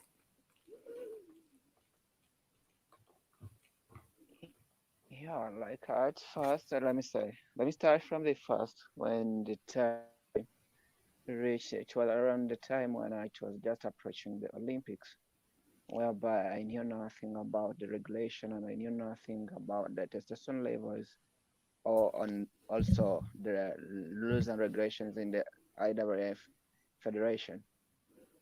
Whereby it was like a few months to the Olympics, London Olympics, that's 2012, where I received a call from my international manager, informing me that I'm not able to go for the competition because of the problem which I had, or what they got in my blood samples. Like that, they told me that I have high levels of testosterone in my blood or in my body, whereby I'm not allowed to go for the competitions. Instead, I have to go for some medication. So I end up by not approaching to go to the London Olympics because of such information which came to me, and it was just very near to the time of departing to go to London, whereby I didn't make it to go. Yeah.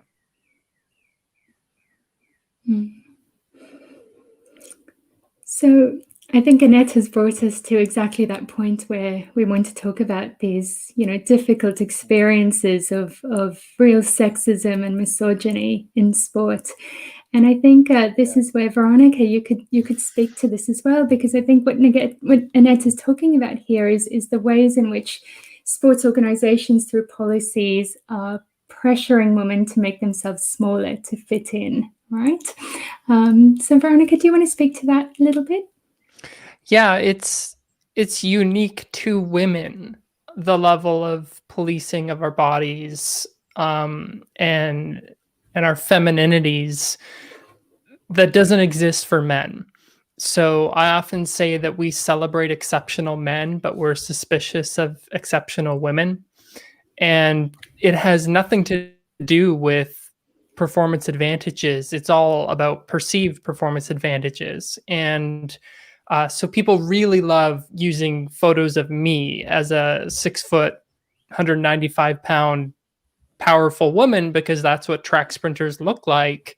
And then they say, oh, it's obviously unfair if you just look at her, right? They call it the eyeball test. But they always forget the massive range of types of women's bodies that exist in sport. So a body that might excel in one type of sport will be completely useless in a different type of sport. Like, for example, in gymnastics, I'm entirely too big and too tall to be a competitive gymnast.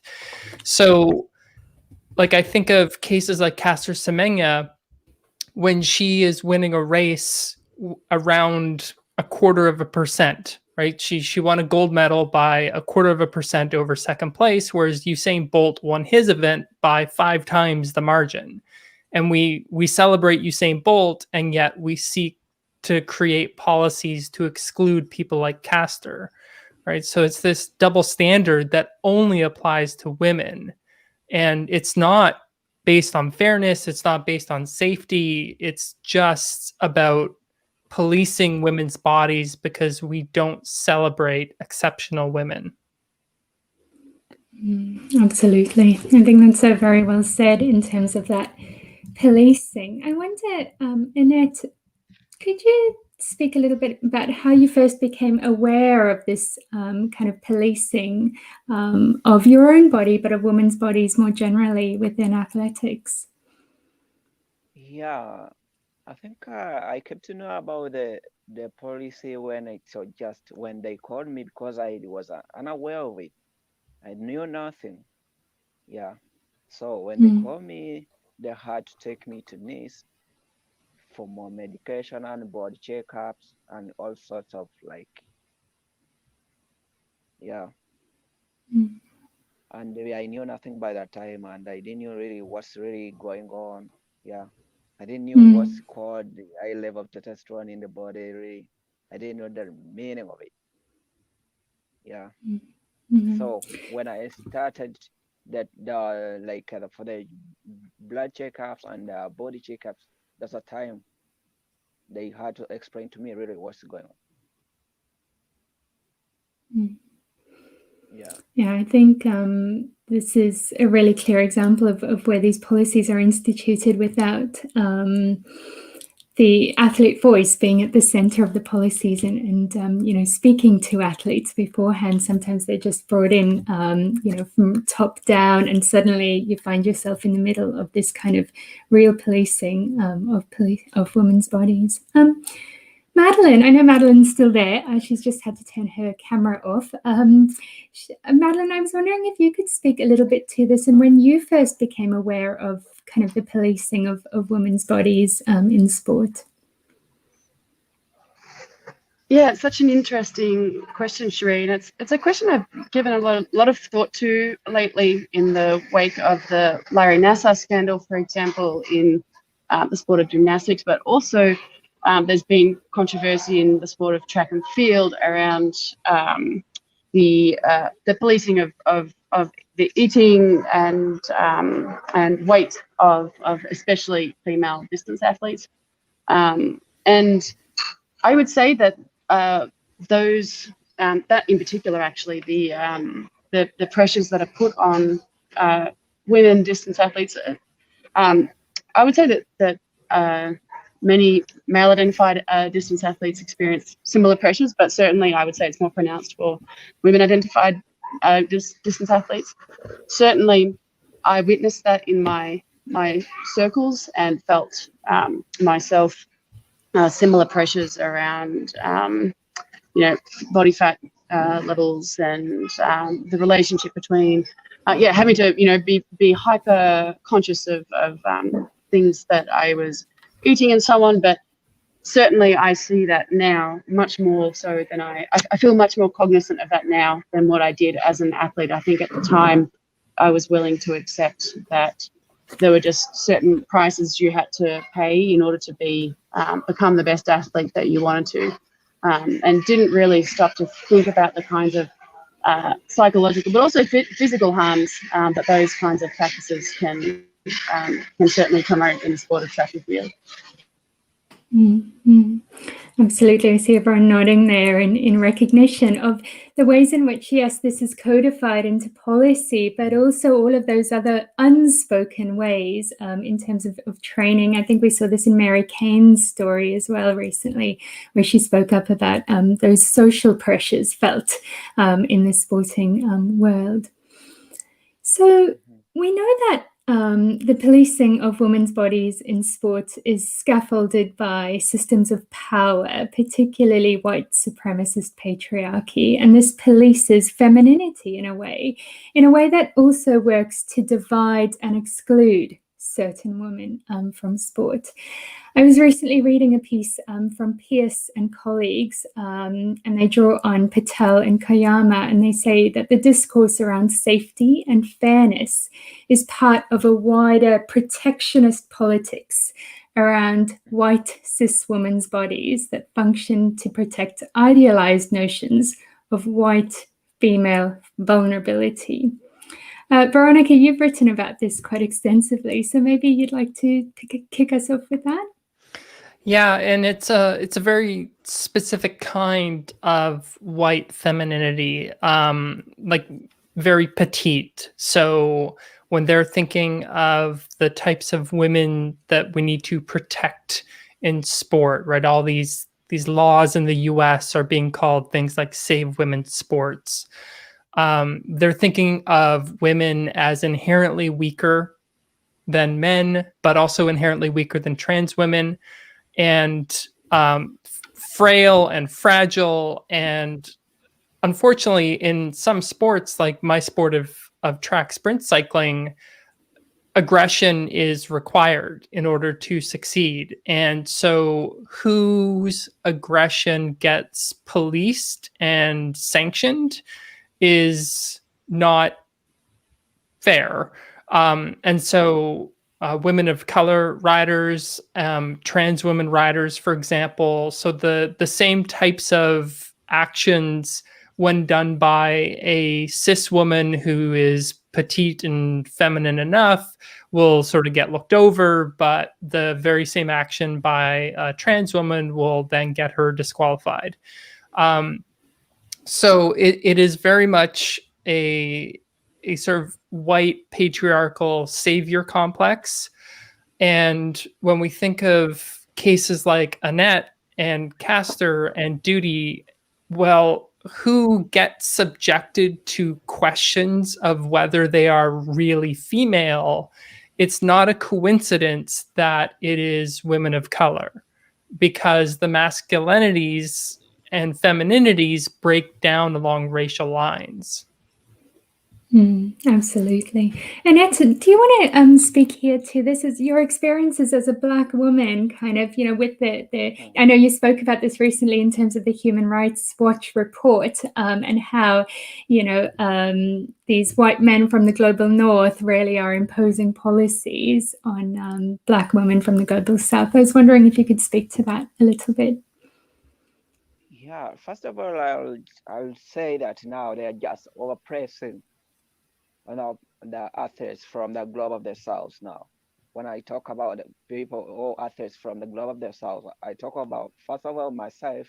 I talk to Kasa Semenya, I talk to Duty Chandi, Margaret Wambui, Franco from Burundi. Yeah, whereby it's like, I think it's like something which is like now political in the sport. Yeah, because now as I'm finding more that now athletes from the global south are overcoming and overtaking everything in the sport, like in athletics. Yeah, and when they see that they see people are very strong, they don't know how preparation those people they put in. They don't know how much that person puts in. They just say, for them, they just say that I take it for advantage, but really for seriously. If you don't work about or doing too much workouts and giving it all of yourself, really, even though they say that a disadvantage or an advantage of it, really you can't achieve anything without working hard. Whereby I can say that we people from the globe of the south, really, if it means like coming to business, it's really business as a sport, as taking as a business. Yeah, so you have to give it all of yourself, whereby others they take it that we are taking it as an advantage, whereby really it's not true. Yeah. Absolutely. And that to me is the exact same conversation that's happening around trans women's participation in sport, in that, you know, the whole conversation is around some sort of idea of unfair advantage. And that we know that you know, training and access to resources and all of those things make so much more of a difference, as you're saying, Annette. Like, you know, taking sport seriously and training hard is the thing that is the biggest factor when it comes to sporting success, along with access to resources and money and funding and so on as well. Very good point. Madeline, I was wondering if we could bring you in here, because you have written around this as well, around this kind of white protectionist politics. I wondered if you have any comments on that. Yeah, and you can't see me, but I've been nodding along with so much of what Dr. Ivy and Annette have both been saying. Really love hearing both of you speak about these really important questions. I guess what I would add, yeah, I think for me, what has been the most alarming with what we've seen in terms of absolutely the overrepresentation of women of color from global South nations amongst those who have been singled out for scrutiny.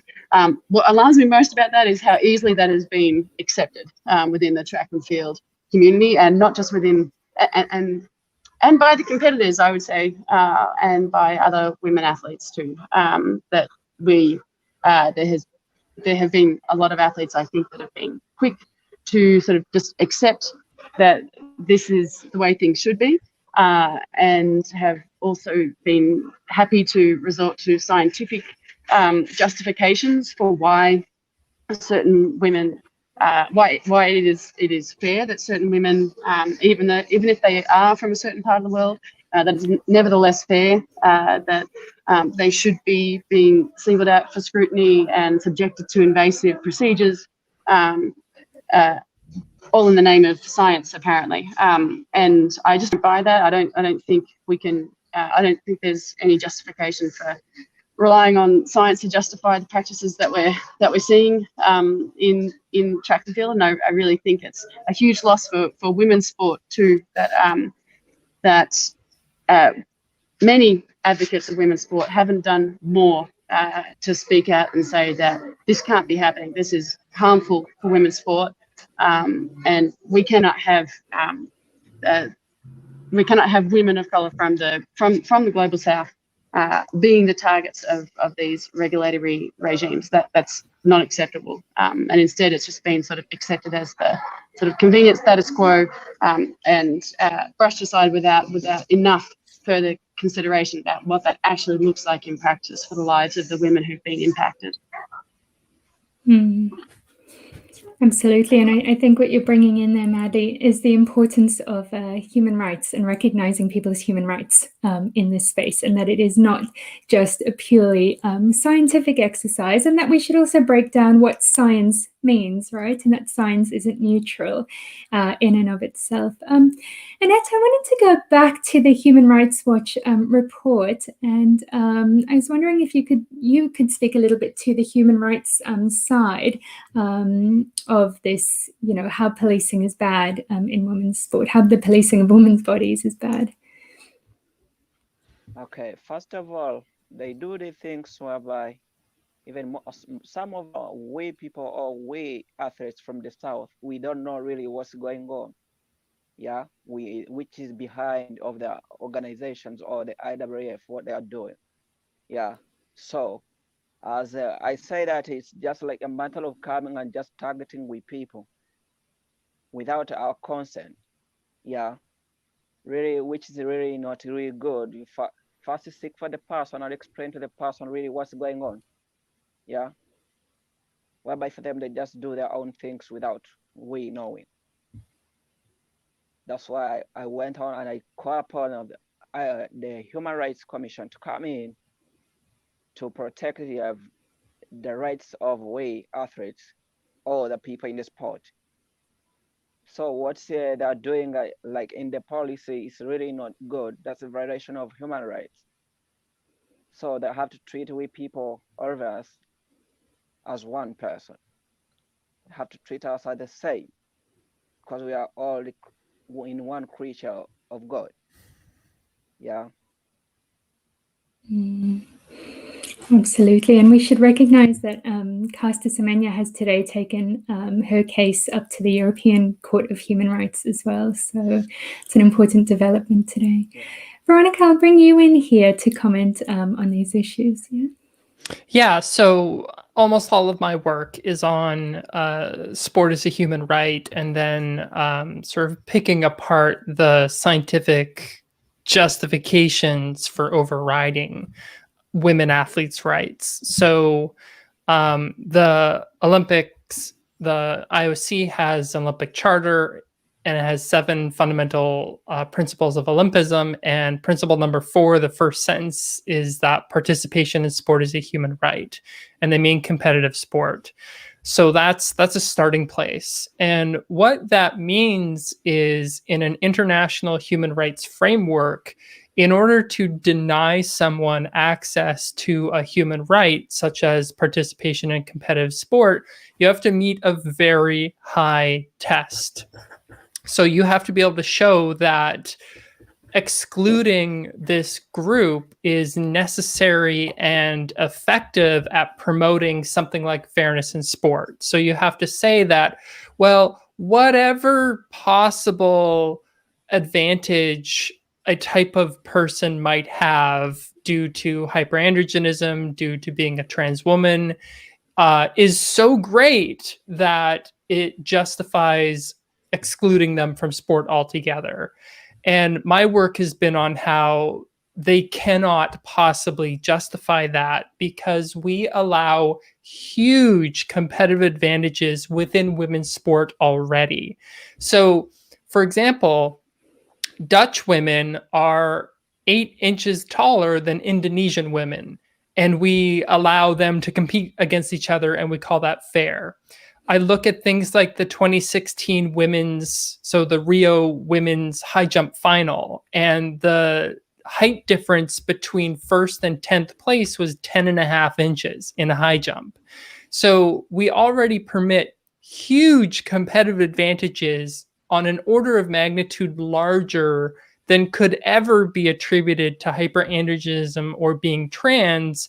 So it's unconditionally unfair to single out testosterone, hyperandrogenism, being trans, while permitting all these other huge advantages. So it's I think, clear violation of the human right to sport to police women's bodies, and they only police women's bodies. And so my work has been how even with the science doesn't show what people think it shows. So this big study from World Athletics from Stefan Berman was very misleadingly written, and they buried the important point that there was no relationship between endogenous testosterone and performance in men whatsoever. So there are an overrepresentation of elite cis men competing with testosterone in the women's range. And so there's no relationship. There's also, it looks like, no relationship in women. So these policies are merely motivated by feeling like we need to protect some women from strong, exceptional women, while celebrating people like Michael Phelps or Usain Bolt, who are truly dominant in their sports. So Usain Bolt has 8 gold medals and all the world records versus Caster Semenya, who has 2 gold medals and no world records. And somehow Usain Bolt is fair, but Caster isn't. Like, it is truly a nonsense argument. Absolutely. And very clear ways in which women are kept small, which is what we're talking about today. And women seem to be needing protection somehow.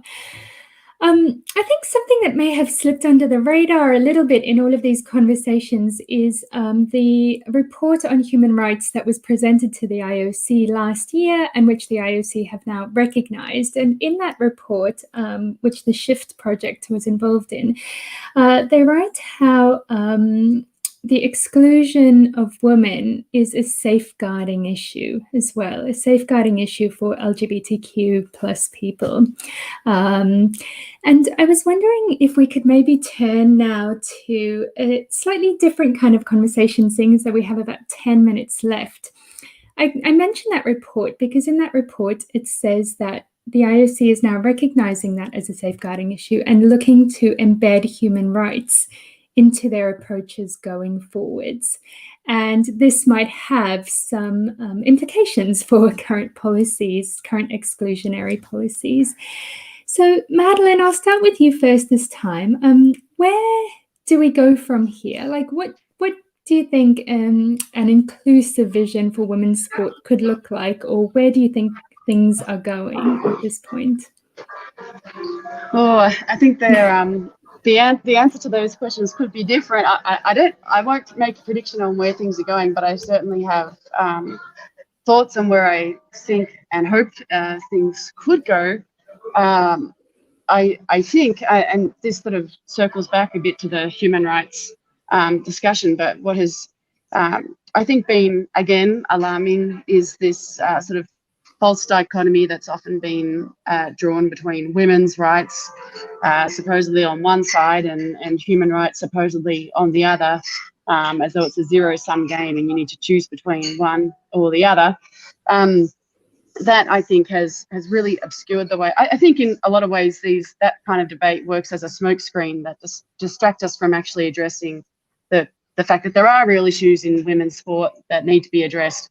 This isn't one of them, but there are plenty of others that we could be addressing to make sport a safer and more inclusive place for women in all forms of identification and LGBTQ plus people as well within the existing framework for sports participation. I would say that for me, what would be, I think, a way to take some positive steps forward would be actually to put the questions of regulation aside for the time being, to table that for the time being, and to actually sort of totally reset the discussion and focus instead on, okay, if we want sport at from the grassroots to the elite level, if we want it to be inclusive of people regardless of how they identify or what bodies they are bringing to the playing field, if we want sport to be an inclusive space for them, what can we do? What are the kinds of interventions we might try from the grassroots to the elite level, in recognizing that, yes, elite sport absolutely has a major role to play here and does have consequences for the experiences of sex and gender minoritized people at the grassroots level too. So World Athletics doesn't escape responsibility here. What can they be doing to make sport safer and more inclusive? And I think that if we can sort of let go of this really charged and polarized discussion that has unfolded around how to regulate and whether to regulate and what role science should play and because that is such actually a narrow it's a very narrow approach to a much broader question of how do we make sport inclusive, and I think there's a lot to gain from putting the current debate to one side and broadening it out and enabling a more creative, I would hope, response to the question of inclusion.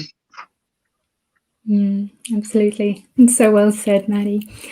Annette, what do you see as positive next steps could be in terms of making sport more inclusive?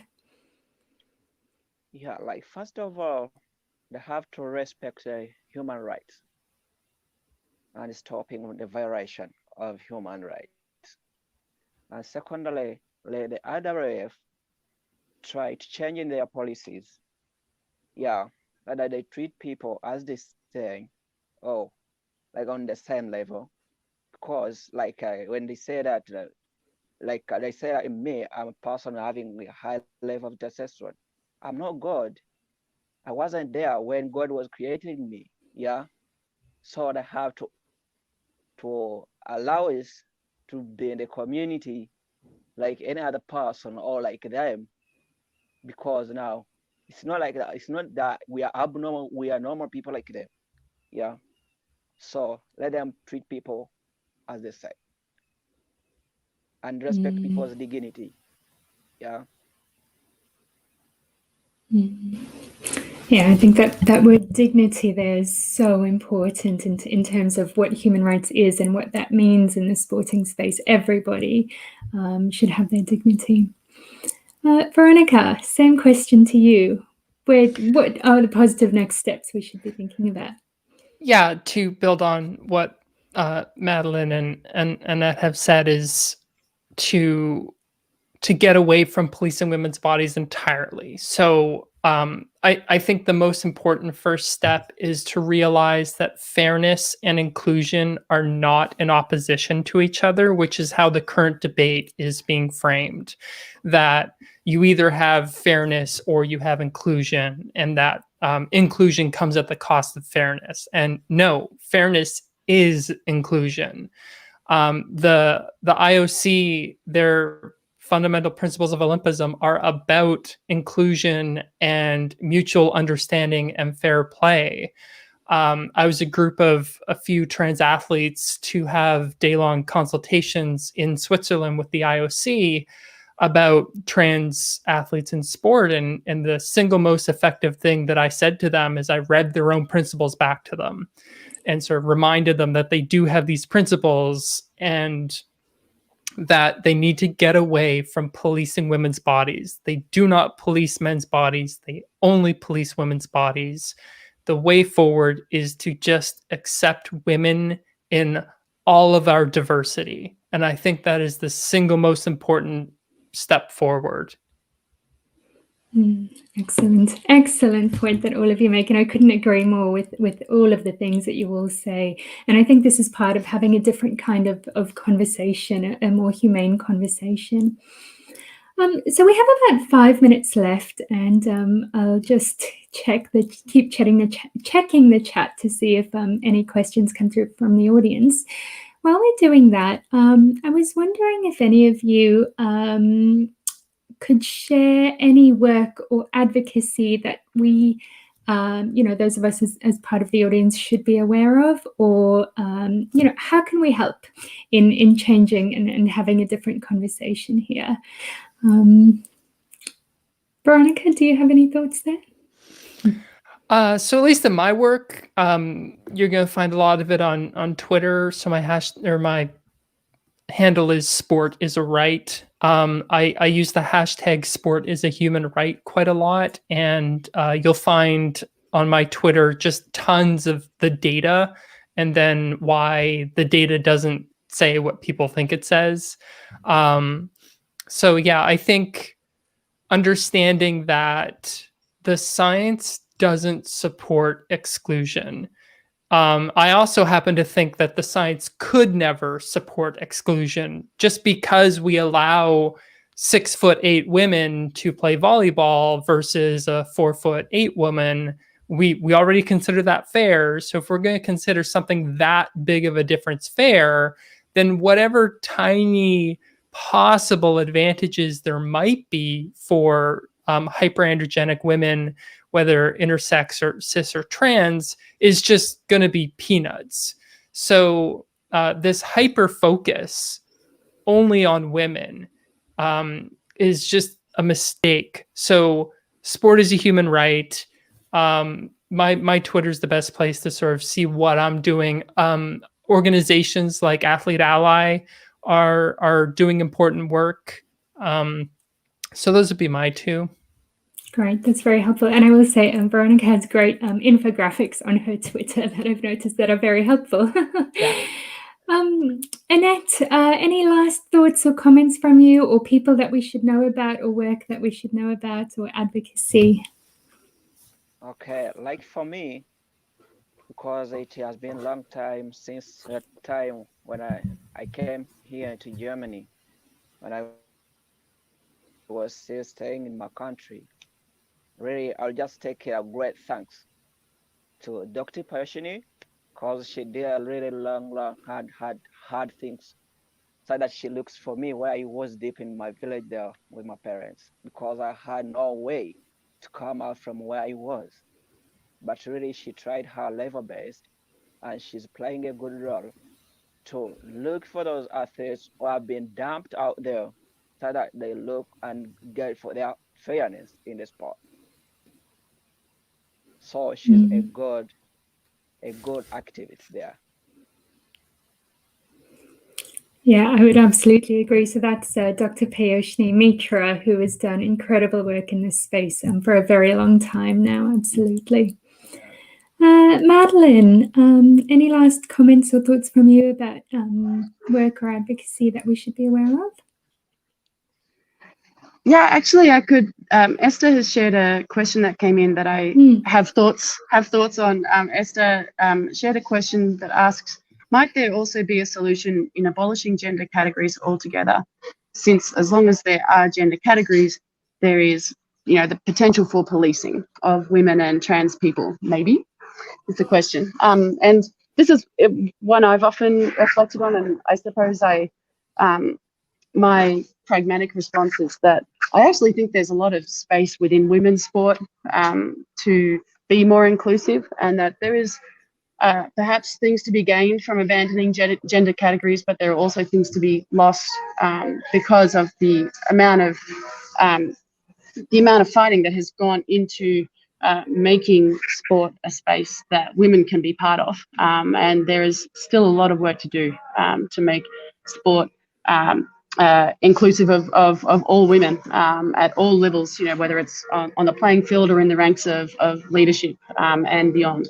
So since that, for me, that battle is ongoing, and I don't think that it is I think there's actually a lot to lose by abandoning gender categories, but that's not to say that in the future that doesn't become a feasible option and one that we actually want to pursue. But I would say for now, I think we can shore up women's sport at the same time that we make it more inclusive. Absolutely, and I see everyone nodding there. I might close then with a short quote from Dr. Jennifer Doyle, who has written about this and that question as well. And she says, "Women's sport is not a defensive structure from which men are excluded so that women might flourish. It is, in fact, the opposite of this. It's potentially a radically inclusive space, which has the capacity to destroy the public's ideas about gender and gender difference." And I think that that's really, a lot of what this work and what this conversation is coming to. So on that note, because it is 5 o'clock, well, 5 o'clock here where I am, we have come to the end of our time for our discussion this afternoon. So I'd just like to say a very, very big thank you to you, Annette, and to you, Veronica, and to you, Madeline, for this conversation. And I know that all of you are on Twitter, so let's continue this conversation over there. And thank you very much for joining us this afternoon. Yeah, thank you, everyone. You're welcome. Thank you too. Thank you. Bye. Thanks, everyone. And thanks, Cherie, so much for that session. I thought that was absolutely fantastic. Just some key takeaways for me. We celebrate exceptional men, but are suspicious of exceptional women. That athletes from the global south are seen as a threat, and the seriousness of their commitment to sport is not seen to have the same value. And also, finally, we love a binary in sport, don't we? So, not happy to have men and women's categories. We want to posit women's rights against human rights and fairness against inclusion when those things are not oppositional. Anyway, that's enough from me because now it's time for a break, and we will see you back at 1:15.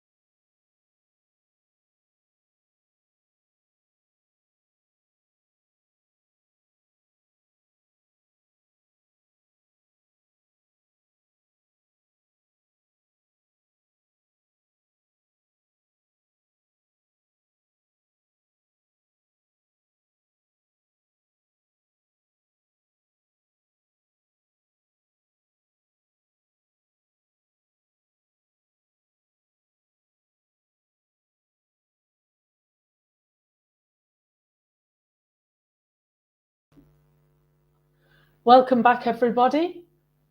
We're ready now for the next session, which is entitled Supporters Pride. So it's just up to me to introduce our next chair, who is Steph Yang. Steph is an expert on all things soccer. As a journalist, Steph reports on the game whilst also examining sports intersection with racism and sexism. Steph manages All for 11, a website, an incredible resource on women's football, as well as writing for The Athletic, Unusual Efforts, amongst other publications. Welcome, Steph. Hi.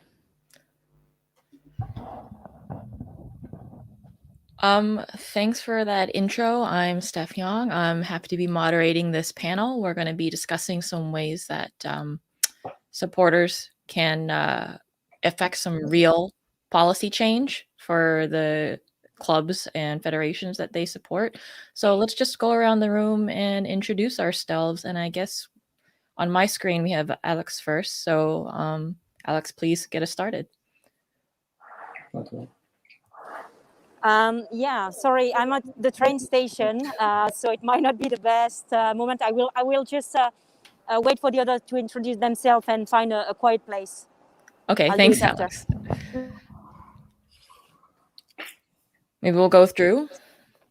Yes, hi, my name is Drew. I am from Portland, Oregon, here in the United States.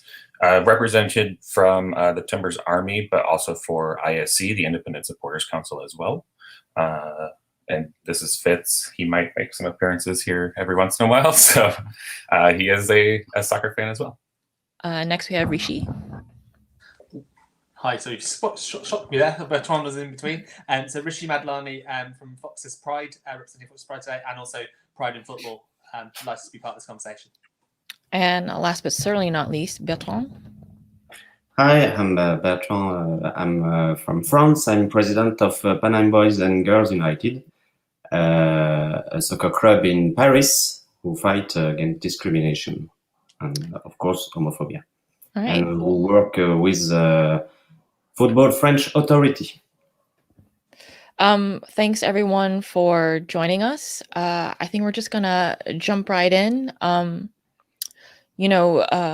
LGBTQ queer fan groups have been growing in prominence in soccer. We've always been here, but we've started organizing and trying to make our voices more heard with our clubs, especially as incidences of homophobia become more and more well documented. Those have always existed as well, but now with the rise of global news and social media, they're things that we can document and kind of follow along with.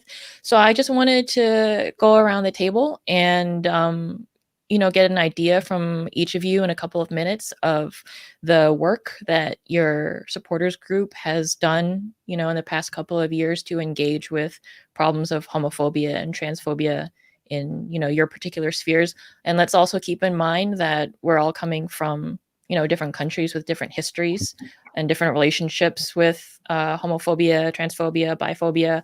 So yeah, let's start with Rishi.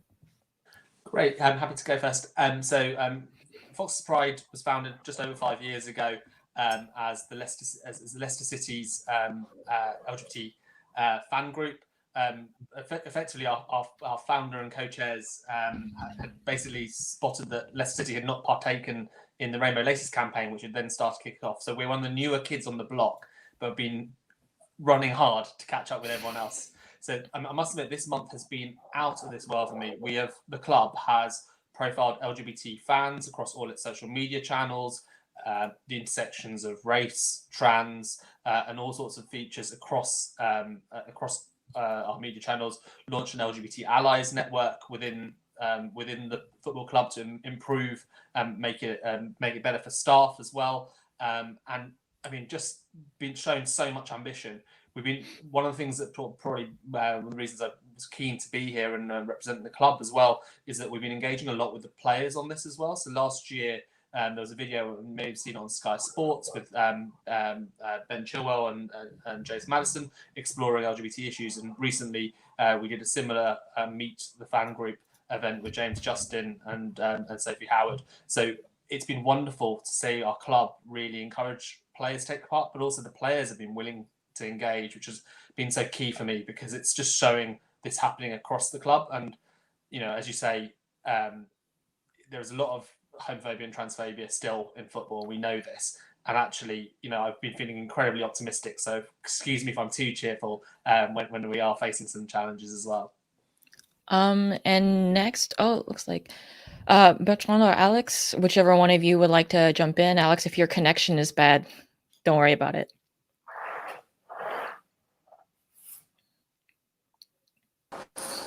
Bertrand, I leave you the floor because yeah, my connection is bad and I have a train noise around me. So maybe I can comment on what you say. Okay, I just want to say that in France we don't have yet LGBT fan in French soccer. We are not in England, and we have only one LGBT fan group to support the French team.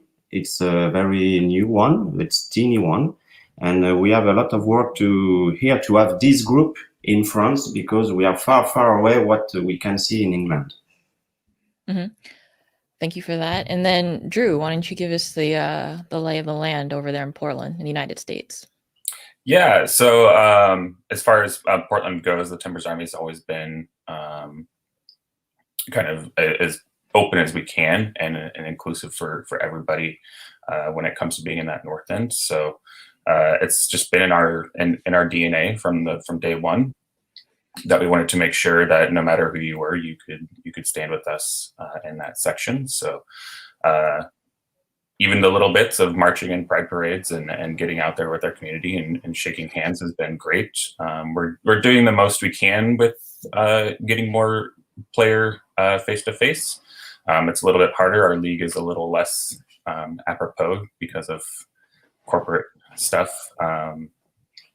To opening that stuff up, but we have tried to do simple things such as like the rainbow corner flags that you guys have had there in England, as well as we even tried to do rainbow soccer nets for the goals, which was going to be super fun, but got naysayed. But we're trying, and then it's interesting more with the United States abroad, because it is such a large region that all of these things that we can do are also very regional.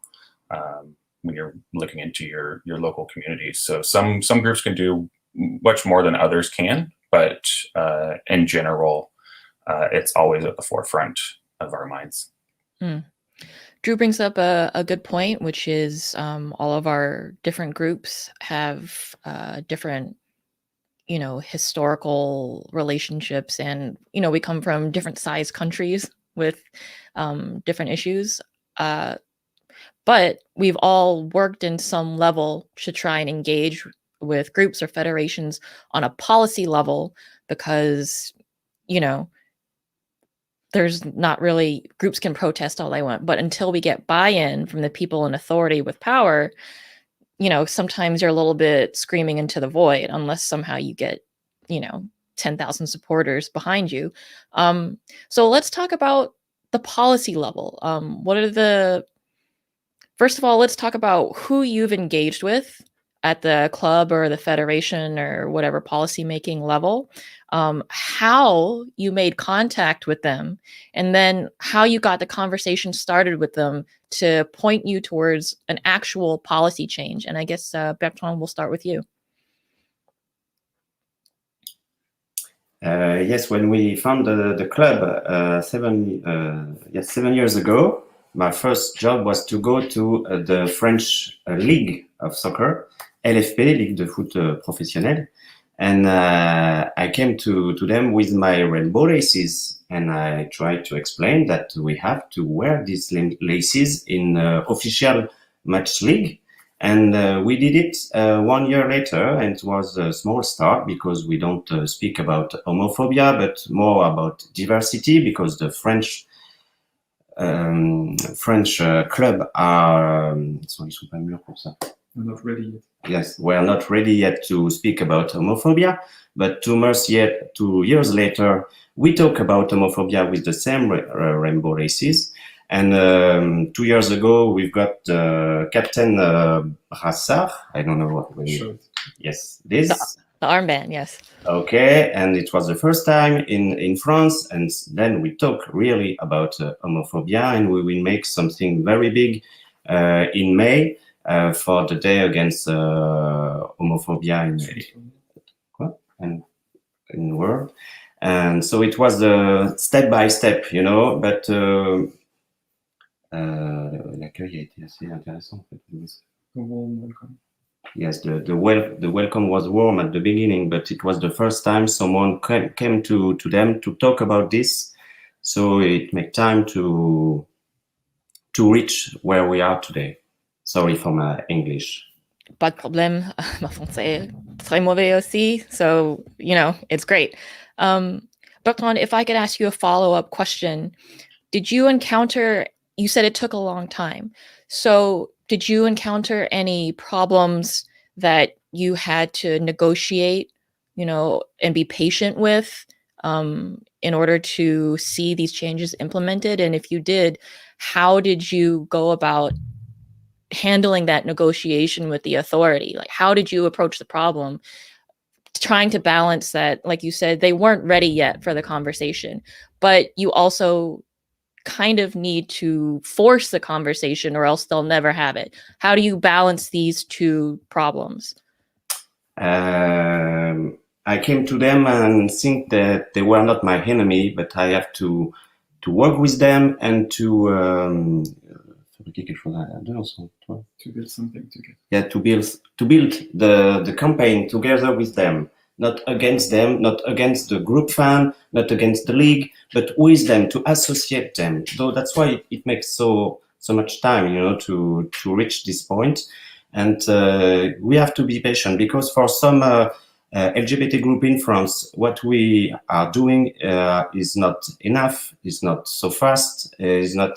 But we are the only one who can reach the décisionnaires, the policymakers. The policymakers in the French league. So I know that the next month you will see something very special, unique, more powerful than what we can see in England. For me, what's happening in England is is our goal, you know, because there is so many things, so LGBT groups, so action in the field, so club engage, and we want to do the same, but we are only few to make change in France, so that's why also it makes time. Okay, thank you. Rishi, next, the same question. How did you make contact? You know, what were the steps that you took in order to create that relationship and then to get the ball rolling with an actual policy change? Yeah, great question, Steph. So I think I guess there's three levels to this. What we do at the Football Authority level, and I must say the English FA have been on a journey, and I think having the World Cup in Russia forced that conversation to become very alive. And there were people in the Pride in Football movement who did a lot of, you know, I still think it's brave to have gone to Russia with LGBT flags, and I salute the people who did that, because it wasn't easy in some of the surrounding areas. As someone who's visited Russia a number of times, and that's triggered a lot more dialogue. And the FA now have inclusion specialists, Funky and Jay, to just name two, who we've worked with over the years to now start building that up and build that up. But the level of knowledge and the base level of people being out and being visible was very low. Then I guess at the next level, you've got the leagues, and the Premier League have been a little bit more advanced in this, definitely more advanced in the Football League. I sadly recall a session when we were with the chairman of the English Football League, and when asked a question, I think it was Di, who was then chair of Pride in Football, asked a question, and he didn't know what LGBT meant, and he was completely flummoxed by this question. And you could see that you're chairman of an organisation.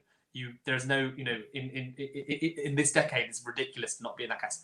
And then I guess to the club bit, which I can speak more to from Fox's Pride perspective, it's been a slow, steady relationship. And Bertrand, I have a lot of sympathy with your, on one level, as the activist in me wants to move faster and faster.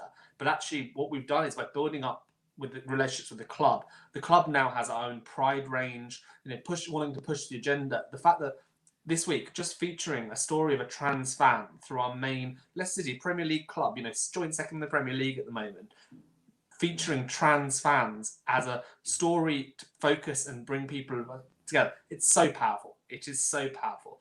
I think the other piece where on policies, and I think you're right, the policy angle is we have to keep pushing on this, and we have to draw their awareness to this. But if we can empower them to also think about this and use them as proper allies, which I think there is willing. I mean, especially from my Leicester perspective, there is definitely willing and change in football now. And now is the time to ask and push, because I think, people realise that it's just unacceptable these days. Homophobia is unacceptable. And I think there's a broader awareness of this culturally. We're moving on. People realise it's just not right. And we can see that. And if we can build those relationships with our clubs, the Timbers Armies, I look at all these different ways that I look enviously, and we all can learn from each other. So I think it's great to be here today to discuss this. Yeah, you make an interesting point that, as time goes on, we're seeing homophobia is more and more unacceptable, and not to be too mercenary about it, but I think more and more clubs and organizations are they're doing the cost benefit, right? They're doing the cost benefit of what is it worth to just keep going with the status quo, and what is the cost of not engaging with this issue. So Drew, we'll go to you. It's a little unfair. I'm a little more familiar with the scene in America, so I think taking into context what we just mentioned about clubs now doing that calculus, that plus minus, it's obviously different country to country, but in your experience, how did you make the contact? How did you get the ball rolling? Did you experience that resistance, or if not, why do you think that is? And, how did you get policy implemented? Yeah, so it's kind of, I'm also trying to talk a little bit more about the United States abroad versus Portland, because yes, be envious. We do live in a tiny little bubble here in the United States where none of that is really questioned, which is one of the reasons I live here, and one of the reasons I was so sold on being in that stadium, because we are incredibly fortunate, and our front office recognizes it, our club recognizes it, and we also have been, dare I say, a little militant with our voice of just letting them know, this is who we are, this is our DNA, and it's not going anywhere. We are going to be even more loud about it as, unfortunately, our political climate changes. Thankfully, it's looking to be up on the upper tick these days. So that's a good sight for the future. But yeah, it's been a nice working relationship with our club specifically. Across the nation, it gets more challenging when you start looking at the clubs in the southern regions. It's such a different, community climate down there, that for them, putting that in the forefront of putting even just a rainbow on something scares the living bejesus out of them. God forbid they host any sort of celebration night. But we're trying. And the biggest thing is you did bring up a good point, is money does talk, especially here in the United States. And, we're letting them know that we have gone to the leagues, and, we have had to let them know that you are scaring away a lot of money dollars here. And not only that, but corporations are now looking towards, celebrating LGBTQI rights and getting behind us a lot more. And so it's not only that you're scaring away your fans and your supporters, but you're also potentially scaring away amazing corporate sponsorships and money for your clubs and for your league, in that aspect. And so as unfortunate as it is that our rights are becoming more political, as they should just be human rights and not, not a second question whatsoever.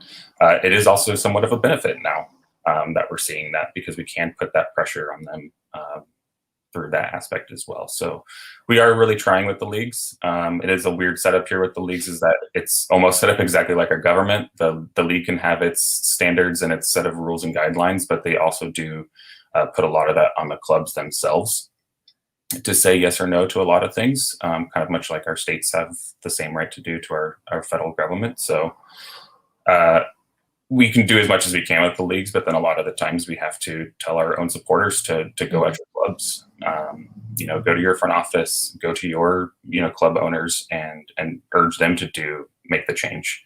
Because the more and more clubs that we get making the change, it's easier for the league to sign off on. But we're seeing a lot of positive change, and that's great. And we're seeing more and more clubs step up and take the leap that others aren't.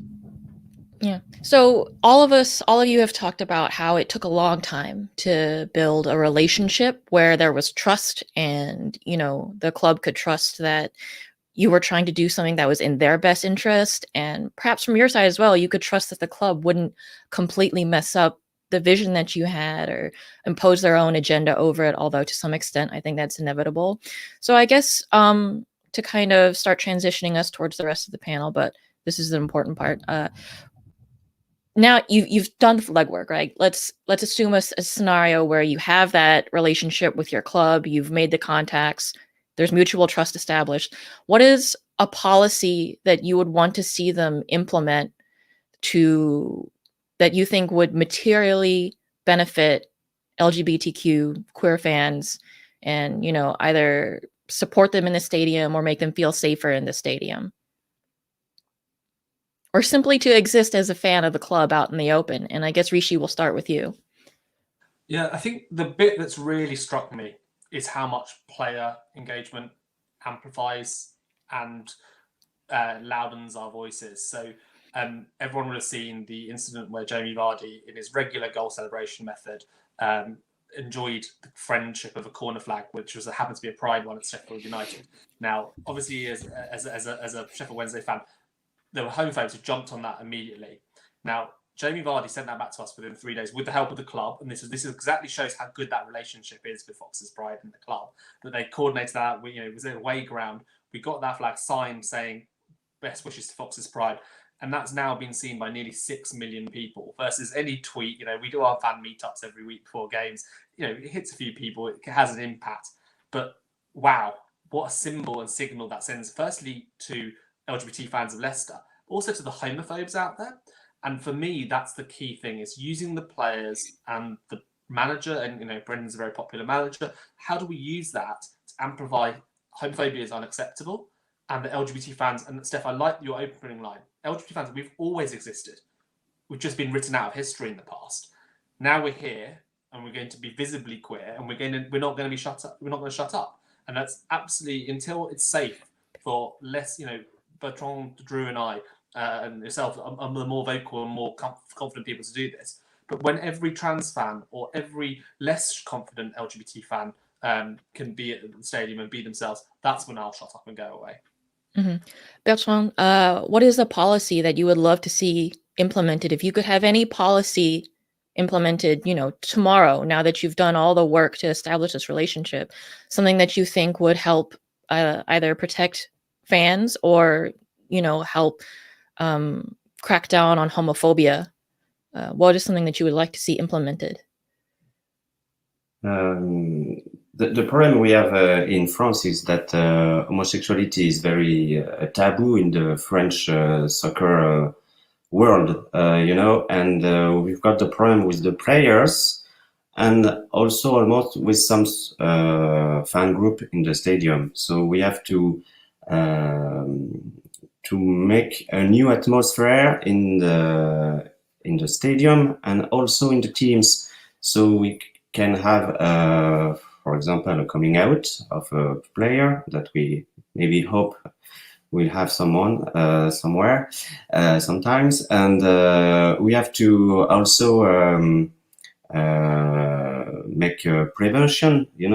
That's what we do. That we are going to meet supporters, to meet players, to explain that some of their chants are homophobic, even they don't know why they are homophobic, but they are.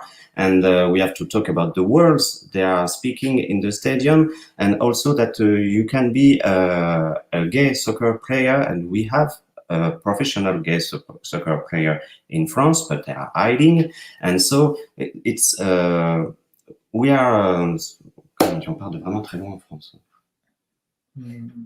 We're coming a long way. We are coming from a long way in France, so we were helped 1 year ago, and at the beginning of the summer, when suddenly all the match were stopped because of homophobic chants in the stadium. And for the first time, referees said, "Stop, we don't play until we don't have this chance." And so the good thing that is everyone had to position themselves about this, because and no longer avoid the problem. They have to take position. Government have to take position. Soccer player, trainer have to take position. And we make a big move at this moment because for the first time we can meet the supporter players at the French league to talk with them during hours and hours. And after that, there were the COVID, so we stopped. We have no longer supporter in our stadium, and so we don't have a homophobic chance for 1 year. It's a good thing. Maybe the only good thing of the COVID.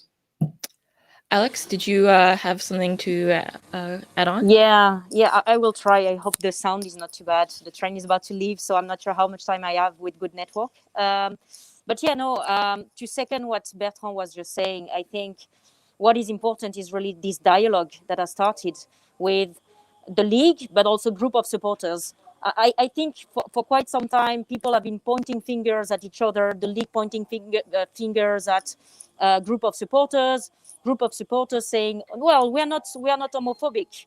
It's just the way a stadium is.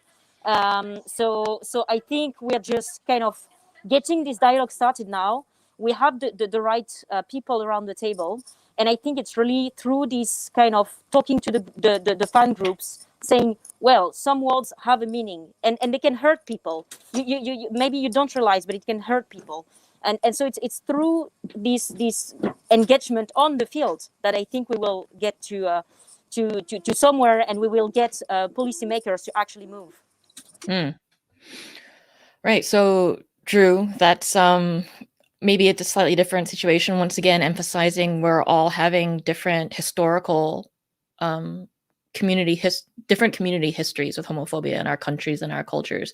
And so, maybe you can also talk a little bit about maybe ways that you've helped the culture come along, because as Bertrand and Alex explained to us, that they're still at the stage where they're having to build some cultural momentum for these ideas and have these conversations. And so maybe they're not at the point yet where they can say, well, this is the policy that I want. We have to build a coalition first for the policy. So sorry to place that all on you, Drew, but maybe you can talk a little bit about a policy that you want. And then if we have a little bit of time, we can talk about the cultural aspect of it.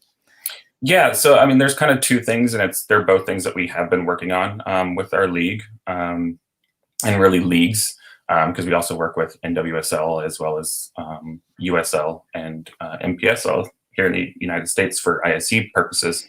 But we're working with all of them and just trying to make sure that they understand that these, these celebration, we ask for one night. They give the 4th of July one night. They give one night in the Southern leagues, and Southern teams will typically do one night for the military, where they have to wear like a camouflaged type colored kit. But they'll do these special nights for those purposes. And yes, they do make a rainbow kit for Pride Month in June, but it's never mandatory. So they're doing half the work, but they're not doing the full work. And so we're just trying to let them know that, although it is visible and people see it, honestly, what they're seeing more is that you're only doing half the job. And doing half the job, you might as well just not do it at all, because it's almost a slap in the face to us. So so we're really just trying to get that mandated, that, you just give us one night, and it's not that big of a deal. We are still going to be here. We're not going anywhere. So you can either just give us our one night and make us happy for that one day, or we're just going to start getting louder and louder and louder about it. And if there's one thing the United States does, is we are insufferable, and we do it loud and we do it proud. And it usually gets us somewhere, as it's been proven. So we'll see how loud we have to get. But the other one is we're really working on some of the specific word chants that happen specifically in the Southwest United States with larger Latino crowds. We have to understand and fight the battle that there is a little bit of a cultural piece with it, but it's still just not okay. And we are working with leagues in Central America as well to help battle those chants. But Thankfully, our leagues here in the United States have, for the most part, stood up and tried to eradicate those. So they will. We have seen games that referees have stopped entire matches for them. We've had coaches take center pitch and make outward speeches about the uses of those chants. So we are seeing that come down quite a bit within the United States and Canada leagues, but it is still a battle that we're fighting for those. Mm-hmm. So those would be kind of the two major things I would look for. Mm-hmm. So far on this panel, we've kind of talked about doing the work to establish trust with the group that you're trying to influence. How that can look different depending on where you are, not even just in your country, but within a sub-region in your country. Some parts of some countries have different, that's what can make it so difficult. So I kind of want to shift us more towards talking about within our own groups, how can we do the work of growing our groups, because, there's power in numbers. Once again, not to be too mercenary about it, but if the more fans you can get making noise at the club, the more they do the math and think, oh, it's not worth our time, or it is worth our time to engage more with these issues because they're not going to go away. So I want to, how do you do that cultural outreach? How do you build your numbers? And I want to make sure we talk about how do we do this in a way where we're not just including, how do we do this in an intersectional way, right? How do we include racially diverse members? How do we include economically diverse members? How do we make sure it's not just other queer people who look like us? And let's go to Rishi first. Thanks, Steph. Yeah, this has been something that's been particularly passionate to us at Fox's Pride. As we've grown our committee, we're very gender diverse. If you look at any of our social media, of course, or all our photos, we make a real effort to make sure that we've got a good diversity of gender across our membership. And, the last thing we want to do is create another gay men's drinking club. There's enough of those that go on in non-lockdown times. So that's been, by design, has been a key thing to make sure we include voices. One of the reasons, if I'm honest, I've got my day job's in climate change. I'm busy as it is, but I do this because there aren't enough brown faces. Leicester City is an ethnic majority city, and yet we only have a handful of people of colour who are involved. So half the reason I do this work, and I would love to not be needed to do this work, is to be visible and to make it. If I make it that little bit easier for that brown queer kid somewhere, then we've served our purpose. And the same as what we design into our diversity. So we're really keen. I've been working with a couple of trans fans who want to come back to football. Now, usual channels, social media has been really key. I think over lockdown, we've done pre-match meetups. We've got one ahead of our game with Slavia Prague tonight. And we've always making a point to meet up with opposition fan groups as well. The beauty of the LGBT movement is, especially pre-match when we're not fighting over results, it's actually a good time to be there. And we've made it a bit of fun, quizzes, things like that to build momentum and actually use that bit of FOMO. The hardest part is obviously if you're a new fan and you want to come out, you're scared of coming along to a group. You can understand this. We're all confident people by nature of being here. But how do I make sure that person who might be an introvert or a bit more shy come forward? So we've been really keen to reach out on social media, support anyone who likes our posts. We're a smaller club, so it's a bit easier. It's a bit more straightforward to do that. Apart from the Jamie Vardy incident when my phone nearly died several times because the phone was melting because of retweets and stuff. But actually, we can do a bit more of that, and we try and invest in that, and particularly for the underrepresented groups. But we're hands up. We haven't got there on race, and for an ethnic majority city, and I'm sure similar for Paris, and there is opportunities there that we want to bring more people of color. It's a challenge. It really is a challenge still. Mm-hmm. Bertrand and Alex, although Alex's train may have left already. I didn't get to spend a lot of time in Paris. I was there for the Women's World Cup for a few weeks, but it is and obviously we're also talking just about Paris, but I think France as a whole country is, has a very multicultural, ethnically diverse population, perhaps concentrated more in some areas than others. I'm not going to pretend to be an expert on the history of, French racial relations, but, from your point of view, have you found it beneficial to do this outreach work, or perhaps maybe found some alliances with groups that are more focused on racial diversity so that you two can combine your resources and approach federations or clubs together? Yes, we work with the French Soccer League, with the LICRA, SOS Racism, that are activist group who are fighting against racism, against for refugees. We try to agglomerate all this group in the same way to have more diversity in soccer. But to answer to your first question, the problem in France that we have only 4 gay-friendly clubs in all France. 3 in Paris, 1 in Marseille, 1 in Lyon, so maybe 5. It's very few, so we have a limited number of members and activists to try to make the thing change. And the problem is also that these clubs are only in the big city in France and not everywhere. So if you want to to play soccer in a friendly environment, you have to be in these cities. It's very difficult. And for also what I want to say about our club is we are not only a gay club.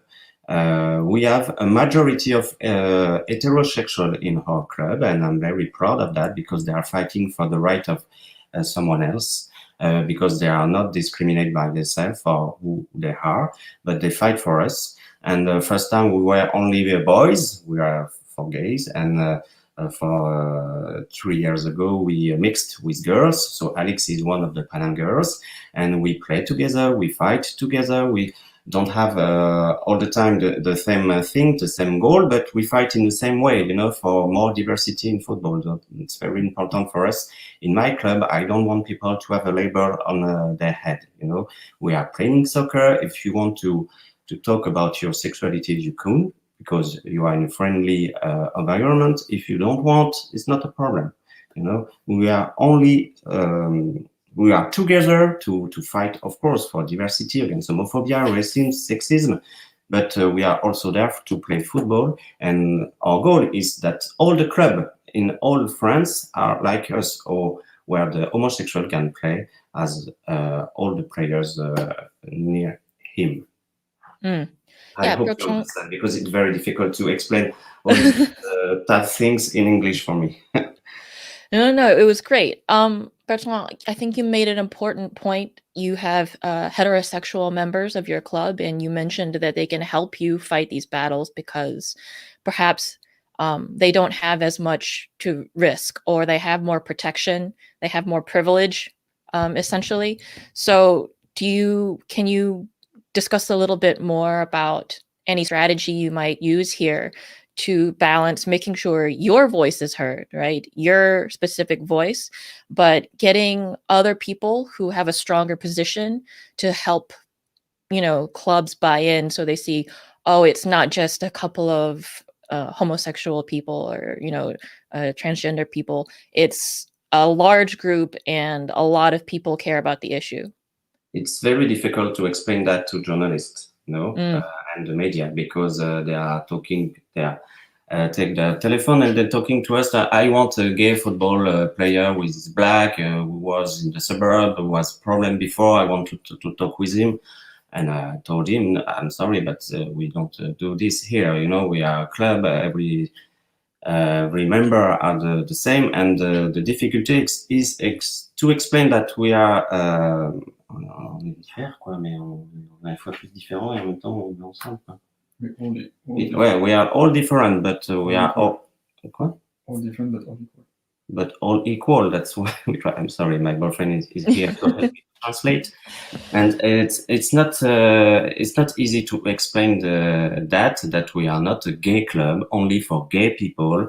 You have to prove that you are gay to play with us. It's not your mentality. Some of the old other club in Paris are maybe more for gay people only, but it's not our policy. It's difficult to explain, but to speak with the authorities and the French leagues, maybe it's easier, because they don't see us as the evil, the gay evil who is coming to them to explain how to work and to make the change. So maybe sometimes it's easier because of her identity to talk to them.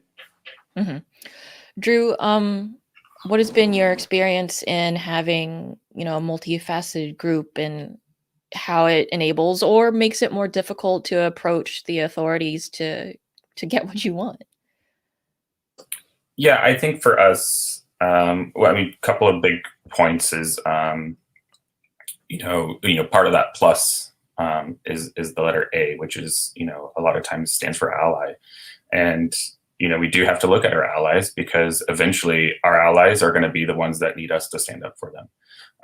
Whether it be for racial rights or poverty rights or gender rights. There's just so much going on today's times that we just can't turn anyone away, because you never know when they're going to need you to step up for them. So we really do look for that. And so really having a multifaceted group is just the most positive thing that we can. So we really do try to take the time to make sure that we are putting ourselves in the community, not just for Pride Month and not just for the Pride parades, but making sure we're hitting our, poverty-stricken parts of the city. Make sure we're hitting, all of the women's rights marches that have been happening a lot.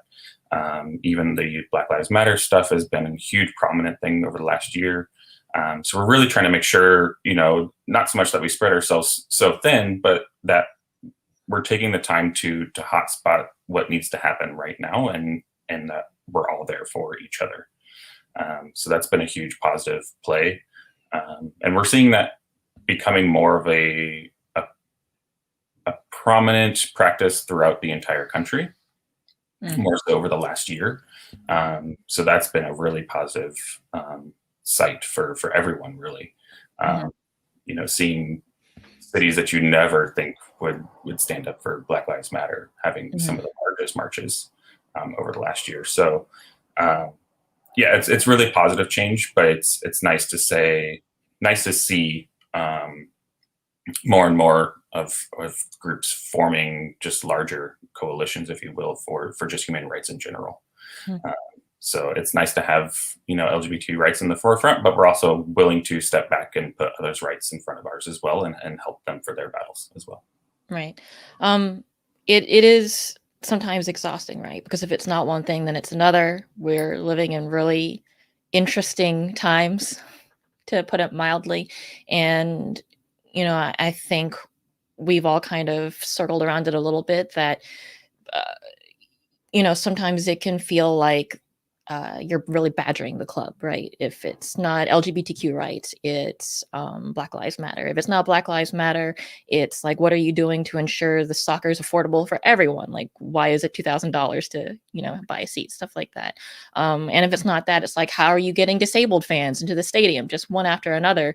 But I think the important point that Drew brought up, being like, we have to stand up for everybody in our community, because if we don't stand up for one group, then who's next, right? So we're winding down here. I do want to take a couple of minutes to answer a couple of questions that we have on YouTube. We have Brenda Elsie, perpetual fair troublemaker, who has a question for Bertrand. A question on the French League. She recalls the president of the federation complaining about these stoppages of the matches for homophobia. Has he changed his position at all? And Bertrand, did you, if he did change his position, can you, give us some clues as to what could have influenced that? We have a problem with the current French president of the French Federation, which is not the French professional league we used to work with, because he thinks there is no racism. He thinks there is no homophobia in soccer. So we've got a very big problem with this person, who is a whole white man, and but he had to apologize for these words and for what he said, because our club, and also other fan group protests, and the French sport minister protest, and so he had to make a back move. I don't think. Yes. No. So yes, he has to make a back move, and maybe he has to be re-elected in a few weeks. We hope someone else could take the seat. No. Because we've got a problem with this person. We have another question from T. They asked, how do you as a fan organization deal with athletes who refuse to participate in pride initiatives? For example, there's a US national team player, you might know about the story, who refused to wear a rainbow pride jersey. And there's a lot of information out there about that. But long story short, she was no longer called up for the national team, although ostensibly for football reasons. Rishi, you talked a little bit about this, about how getting player buy-in can be so powerful for you. So how would you navigate a situation where within your own club, some players are on board, but some players are not? And how would you try to leverage that? So I think, obviously the starting point is let's focus on the positive. Let's focus on the players who do engage, because I think no one's in that place where we've got everyone on board anyway. So let's start with that. I think the bit that really surprised me, I think 2 seasons ago, when we first coordinated with the Football vs Homophobia, and we saw our squad all hold the flag. I think sometimes it's just a case of like getting them involved in that way, where it's a squad thing, so they're not individually being targeted for that. We do recognise the elephant in the room is some of the comments and homophobic comments are based on faith, perceived people of faith. As someone who's pseudo of faith myself, I think everyone has to think long and hard. If you think your faith makes you hate me, then you have to think long and hard about your faith, because I don't think there's any scope for hate in any faith. And it's a really tricky one. I don't think you should force anyone to be an ally. But I think there's an easy way of promoting and supporting the players who do. And it's the same way that, James Justin, who we met on this virtual, my favourite player for his performances on the pitch, but actually by being the ally off it, had made me an even bigger fan of his than I already was. And I think everyone on Fox's Pride felt the same. It's great. We know who our allies are, and we'll shout even louder for them. And I think that's the way I would take it forward, is champion your allies and champions. All right. Well, we are just about out of time. I want to thank everybody for joining us. Merci à Bertrand and Alex. Thank you, Rishi. Thank you, Drew, for joining us. This was a big international group. And once again, I hope our viewers will remember we're all coming at this from different cultural backgrounds. I think a lot of us are at different places in terms of our progress with our federations and our clubs. So hopefully everybody was able to kind of see, based on where they are, maybe find a strategy that will work for them that they can use to implement in their group. Especially if their group has a different racial or gender or, economic or ability makeup than the one that we presented here today. And hopefully we'll get to keep talking about this and keep making trouble for our federations and our clubs. So thank you, everyone. Thanks so much, Steph. And thank you also to Drew, Rishi, Alex, and to Bertrand, and especially to Bertrand for contributing to the panel and taking so much time to get translation along with contributing some hugely valuable points. So this leads me on to our final panel of the day, Beyond the Rainbow. And I'd like to welcome our chair for the discussion, Pavel. Hi, Lou. Great to be here. Glad to see you, Pavel.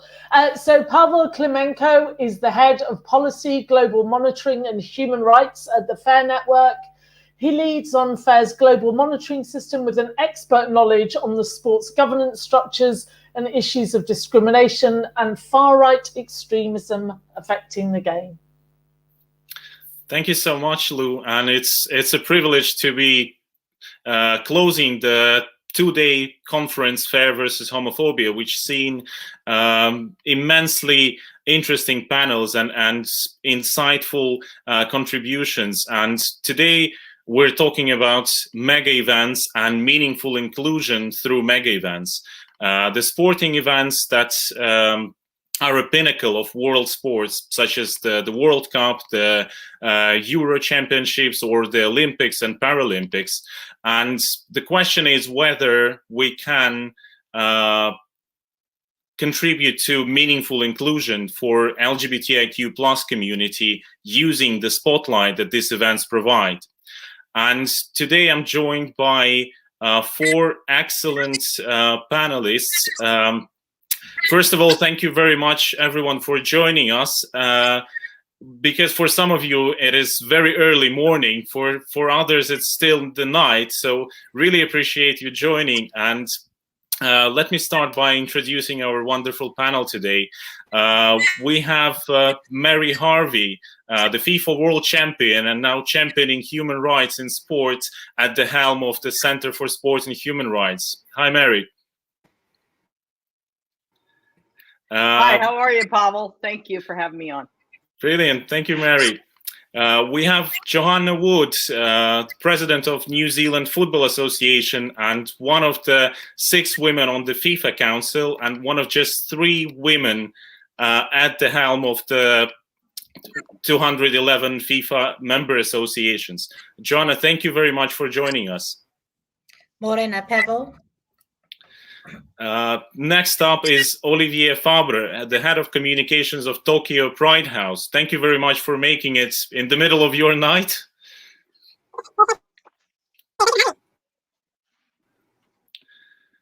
Brilliant. And we have Hugh Torrance, the co-chair of the Pride House International that has been hosting Pride Houses at international sporting events since 2010. Thank you, Hugh, for joining. Thank you for having me here. Good evening. So I would like to start by looking a bit back at the state of things in the world of sport and human rights in general.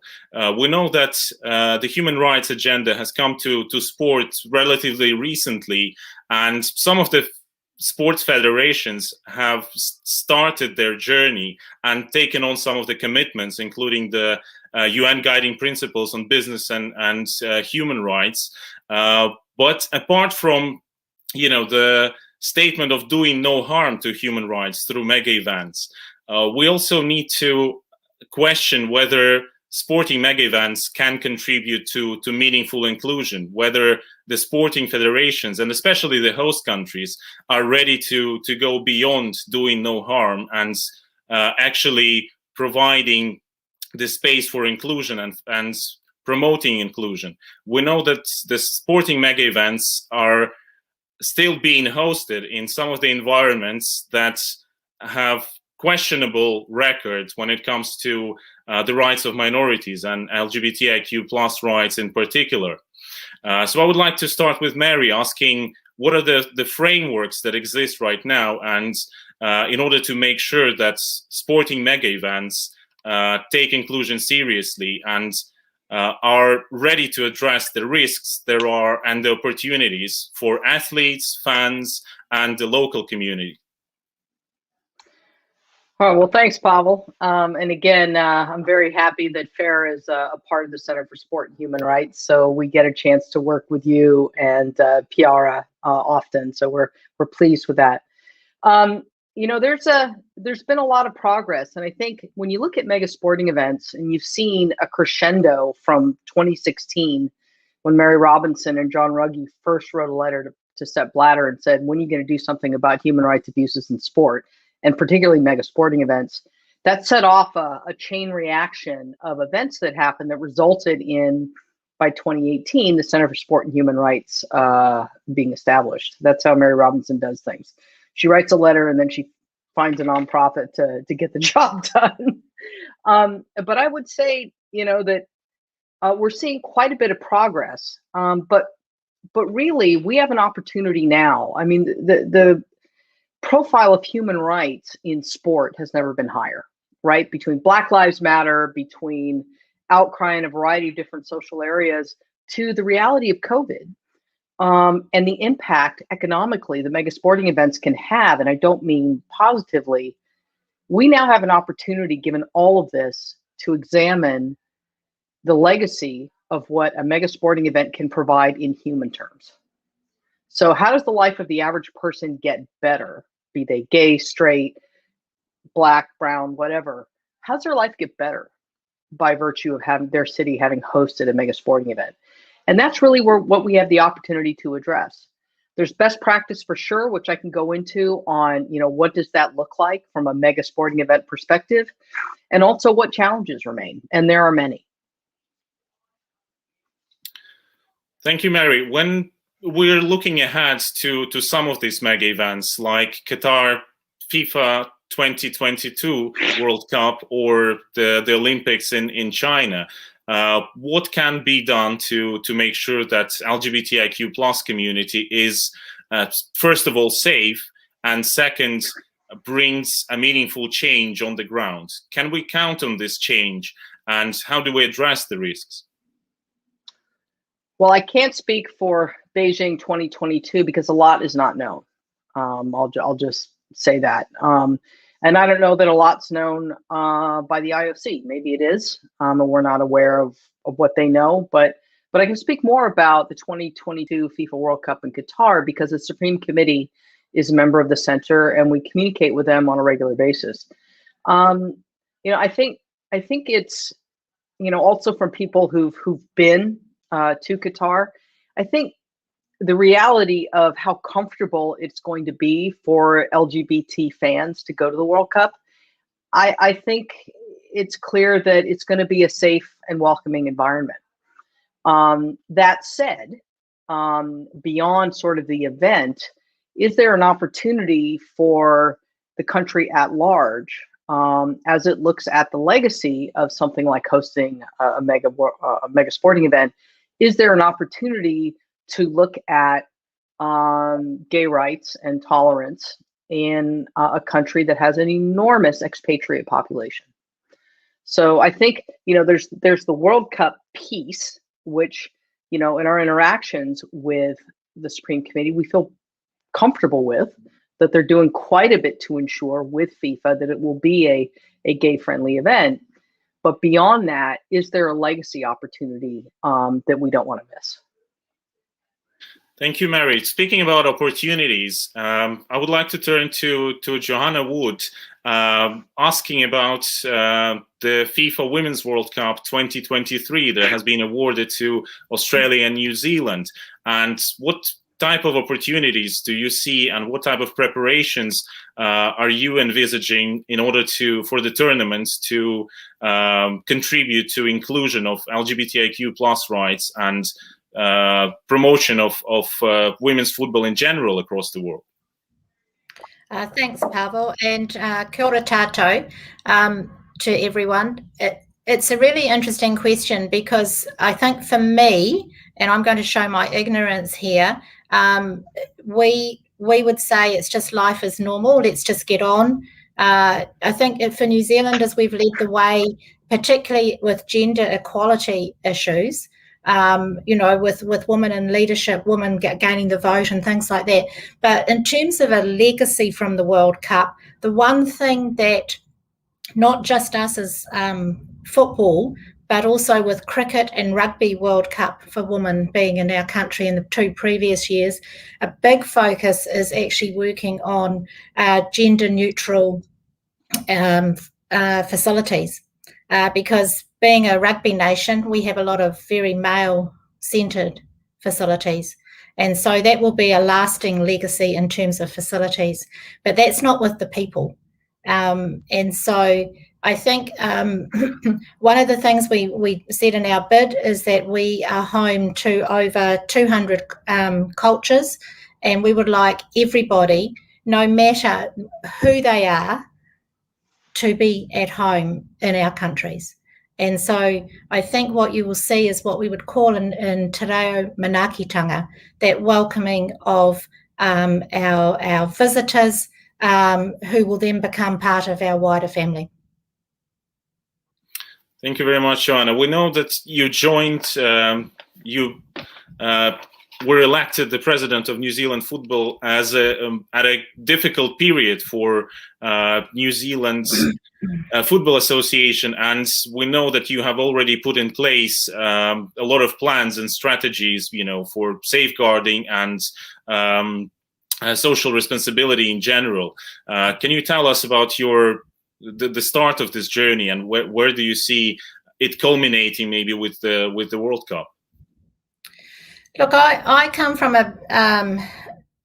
I suppose a position where I believe everybody is important, everybody should be valued, and to arrive in an organisation where there was not that culture was shall I say, interesting at the time, challenging at the time. But what it has made us do as a football executive is actually focus on the well-being of our people. That's our staff, that's our players, that's our fans, that's us as well. So even we had a meeting yesterday, and we've included that in our risk register so that we can actually keep coming back to it. So that's one thing. In terms of, we have issues with racial abuse on the field, and so we are working with our federations to put plans in place to make things to improve that. It's a hard one at times, because unless you know about what's happening and that it's hard, you've got to act at the time. You can't take 5 months to investigate something. You've got to take the time to do it at that time and get stuck in. That sounds a bit confrontational, really, but actually take some action, rather than just pretending that it's not there.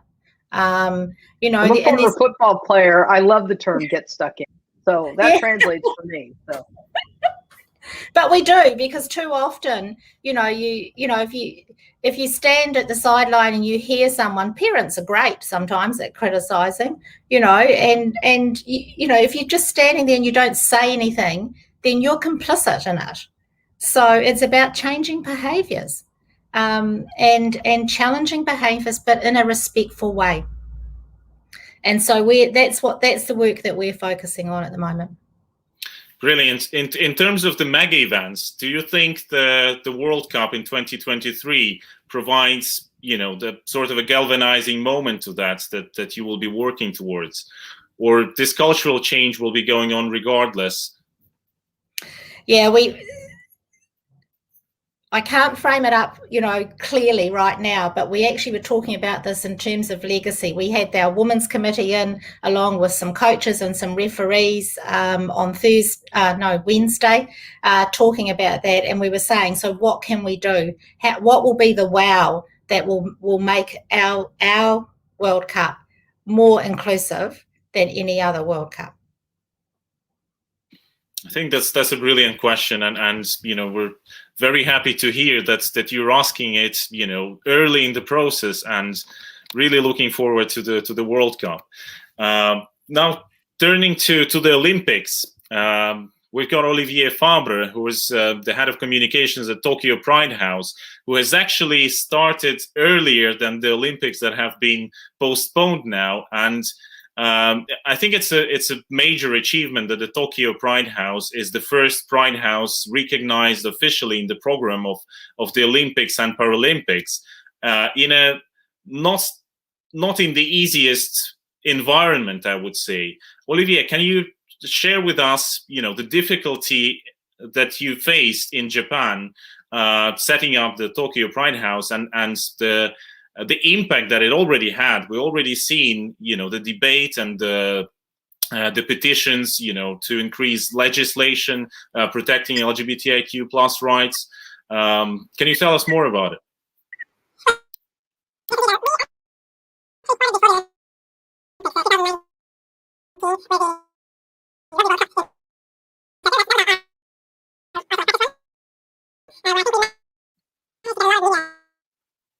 Olivier, I think there's some issues with your sound.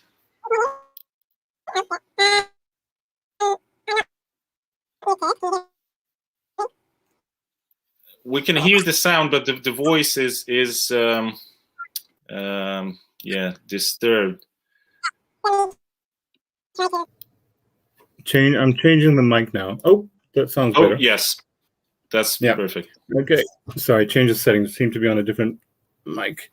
Yeah, so we actually started in 2019 with the Rugby World Cup. That was sort of like a practice run for us. And it helped us gain a lot of traction. LGBTQ in Japan is still very, very new. It's a very conservative country. People are still trying to figure out what LGBTQ actually means. You see on the news people talking, actually explaining that L is for lesbian, G for gay, and B for bisexual, and T for trans. I mean, it's really, really basic. So we're starting at a very basic level here. The media are finally treating LGBTQ issues with more importance than they ever used to have. I was brought up in Japan, so I do remember the days where, and that was not maybe just even 10 years ago, where it was very, first of all, hardly ever mentioned unless it was some sort of joke. And in the sporting arena, we still have a lot of challenges. There are practically 2 or 3 professional athletes that are out. And I think 2 of them are already retired, so it doesn't really count in a way. And it's still a very hard society to come out. Basically, it's a traditional society with a lot of family values and the whole Asian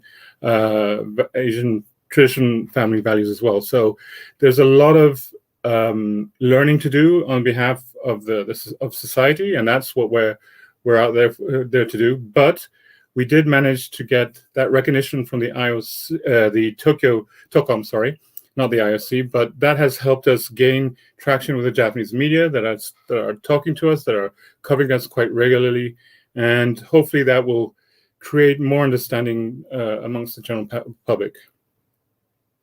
So just to put the things in perspective, so the Tokyo Pride House has become the more or less the first space that is inclusive and that is putting the LGBTIQ rights in the forefront, and that will remain functional after the Olympics and Paralympics. Is that right?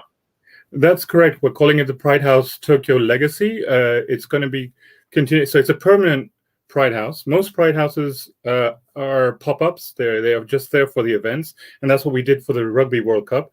But for this one, it was going to be a permanent one after the Olympics. COVID-19 meant we basically decided to start a bit early and wait till the Olympics actually did happen. So we already have a permanent center now in Tokyo. It's like the biggest LGBTQ center in Japan, and probably the only one of that magnitude that caters to the whole spectrum of the community. So it's definitely a new thing there.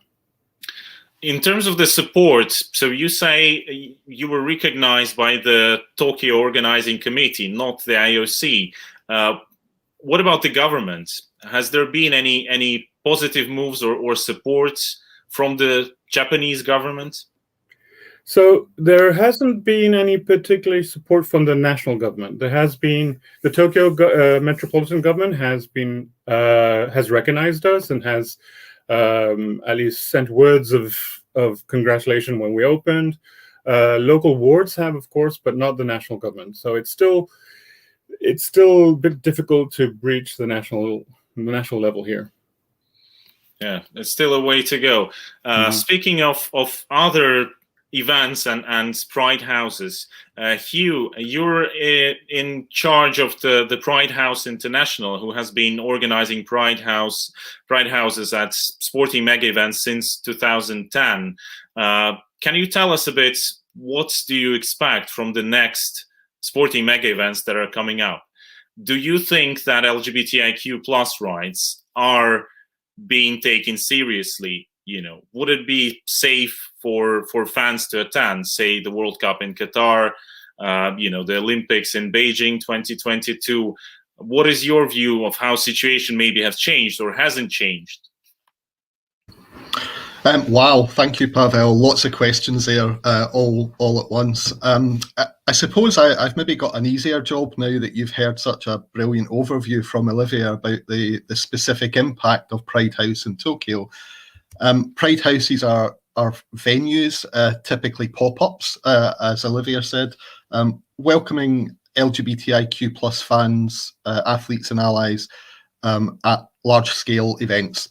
And typically they are places where people can go to view the competition, to learn more about issues in sport, and just to become educated around some of the kind of LGBTIQ plus issues that are relevant in that particular country and context.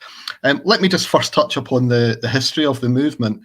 The first time the Pride House model was used was back in 2010, where we had a brilliant team in Vancouver pull off a hugely successful event, reaching 20,000 people across their 3 venues.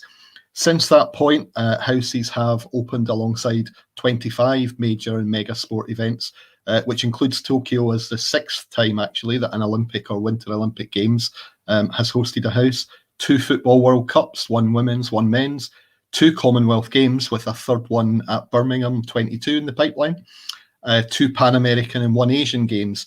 And all of this has happened in the space of little over 10 years. So there is a real clear trajectory here running alongside that increased focus that Mary spoke about earlier, that increased focus around equality and human rights in sport and through sport.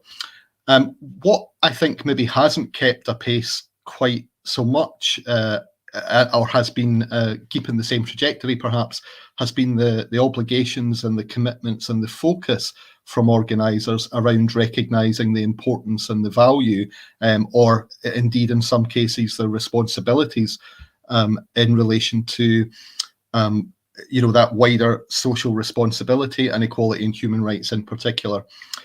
The Pride House International itself was set up as a movement because it became really quite clear that we needed to try and establish some common principles and values, and to steward Pride houses in a way that takes account of the kind of shared history and learning.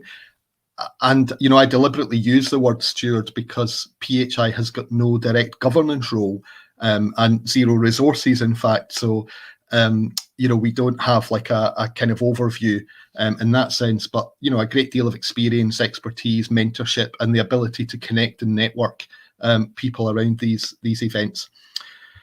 I suppose what I've seen in terms of changes has been, perhaps the way in which Pride houses have been embraced as one of the mechanisms by which we can engage in LGBTIQ issues in sport.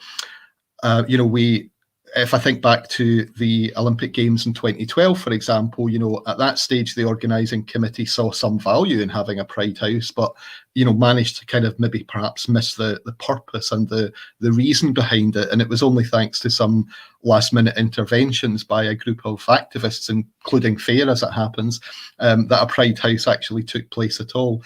And I think, we're now seeing a big change there. People are starting to recognise this at a much earlier stage. They're starting to engage with organisers at a much earlier stage. Olivia's example in Tokyo, I've certainly been chatting to the folks in Tokyo since 2014. I first met Gon in 2015. It takes a long time to establish the kind of infrastructures and networks and influence that it takes to pull something like that off. And I guess that's what I've seen changing considerably. I suppose one of the principles perhaps that's at the heart of today's discussion, is the need for a Pride House to be able to understand and to plan and to fully take account of the cultural and the political and to some extent the historical context that a Games might exist within. I work for Leap Sports Scotland, and we're based in Glasgow, and it's so far the only city that's managed to host Pride House on 3 separate occasions, and I've had the privilege of leading those. The first time was back in 2014, which was the first Pride House at the Commonwealth Games, and you know, the notion of Commonwealth poses quite a challenge for our current generation of activists here in Scotland, to be critical of laws and norms which were actually introduced by us in the first place as part of a so-called Great Britain during our colonisation of those different countries and territories. So it was highly problematic for us to be using a Pride House as a way to, you know, protest about the current equality situation in participating nations, or indeed to even, you know, crow about how wonderfully advanced we had become in our country. And so it became more important for us to use Pride House as a way to educate our own community, to educate ourselves, to look at that history, to tell that story, and to work with activists in some of those other regions to look at their lived realities. You know, and I know that from mentoring colleagues in the Gold Coast around the 2018 Pride House, they had some very similar challenges, and, you know, domestic challenges around the displacement of Indigenous communities and so on as well, which was very highly contested. So for me, a Pride House has to be able to work in the context of those realities. And, you know, I've had meetings with potential hosts in, you know, different parts of the world who want to run a Pride House. And you know, I remember one organizer who was talking about running a Pride House as part of the World Athletics Championships, but didn't want to address any of those issues around athletes with variations in sex characteristics, for example, because that seemed a little bit challenging. So in my view, you know, why bother? You know, if we're not, you know, developing initiatives like this in order to keep challenging and in order to keep pushing, then why are we doing it? Thanks, Hugh. Speaking about difficult environments, you know, when we look back at the mega events where the Pride House did take place and see a progress, see the impact that it had in educating and in carving out the space for the community in these events and in the sport, we also seen more difficult and even more difficult environments in, say, Russia, in Sochi 2014, where Pride House, you know, didn't happen because of the homophobic legislation there and because of the position. We've seen the Russia World Cup 2018, which had a diversity house, but still the environment is very much homophobic. And in this respect, what can we expect from the next events? Is there a minimum, you know, standard that we need to be demanding from the sports federations? The topic of the whole conference is moving beyond the rainbow, and I know that in 2018, FIFA have guaranteed to allow the rainbow flag inside the stadiums. But they don't have any jurisdiction over what happens outside the stadia. So is there a minimum standard that we should be demanding from sports federations and from the host countries who are hosting these events to provide a safe environment for those who are visiting the event, for fans, for athletes, but also to make a change regarding the culture that exists in the countries? And I don't want to be, you know, imposing a certain, you know, Western standard or understanding of, you know, of even the human rights, but we know that the universality and the rights of LGBTIQ plus community are something that we need to be fighting for. That's probably a question to everyone here, whoever wants to pick up on that. Mary? Mary, I think you're on mute. Sorry, I was on mute. Sorry about that. You know, it's a great question, and I had the pleasure before I took this job at the center of writing the human rights strategy for the United 2026 bid, so to bring the World Cup to the U.S., Canada, and Mexico. And I responded to some fairly robust, very robust, actually, human rights requirements. So it's setting an expectation. That's what's key, right? I mean, there's sort of before these sorts of things were introduced. And then there's the world after. And the world after looks at host city agreements like United 2026. Johanna, the Women's World Cup that you have has human rights requirements in it, right? So there's an expectation that's set out ahead of time that expectation isn't just about what happens inside the stadium. I mean, we were asked for the United bid to say, are there any gaps in law or practice that would result in human rights, internationally recognized human rights, not my version of human rights, right? Human rights are universal, that would happen that are connected to the event and due to the event. So that covers hospitality, that covers security, that covers press zones, that covers, right? I mean, that's everywhere. So that covers the fan mile or the fan fest. So, I mean, these are all very relevant. And I think the best thing that sports bodies can do and local organizing committees is to be very clear about what the expectation is right out of the gate, even at the bidding process. In the bidding process, you say, okay, what are the risks that you have? What are you prepared to do about them? And so things like a bathroom bill or bathroom law that would discriminate against the transgendered community, and we have that in the United States, these things would pop out of that sort of risk assessment.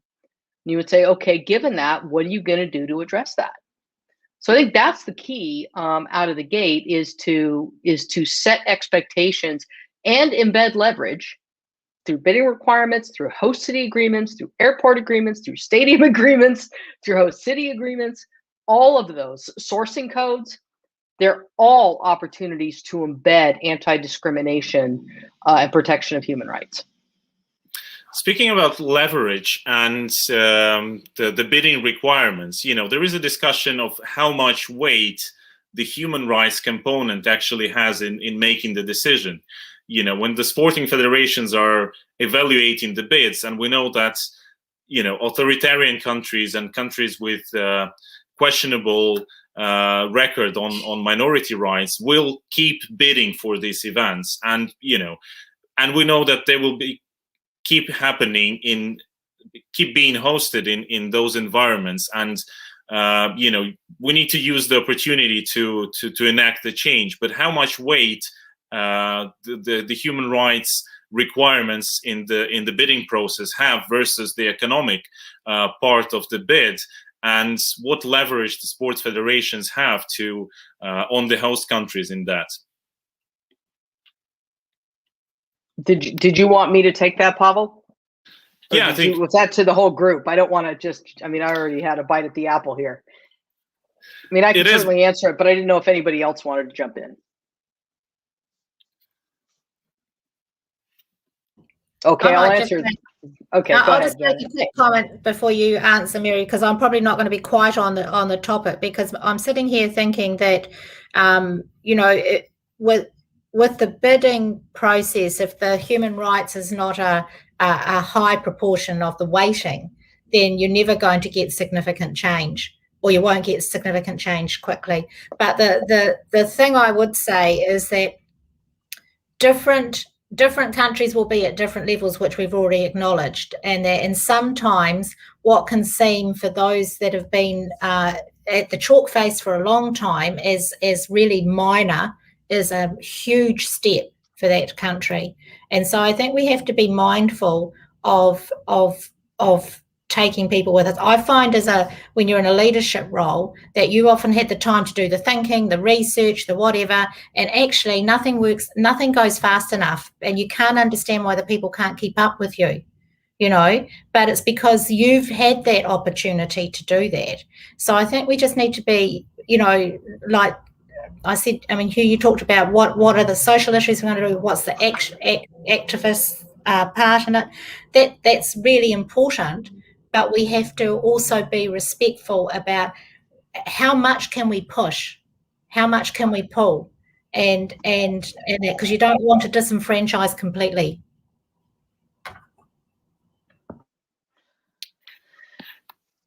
Well, just coming back on what you said about what weighting, that's probably a really good question for FIFA, and certainly, when I will say, and I don't know, Johanna and others, if this resonates with you, I'm inside a bid and I'm trying to convince senior members of the bid, people who are veterans of the 2022 bid that wasn't successful and a bunch of other things. These are hardcore events people who've been around for a long time and are really good at their job. And I come along and say, we got to start talking about gun violence.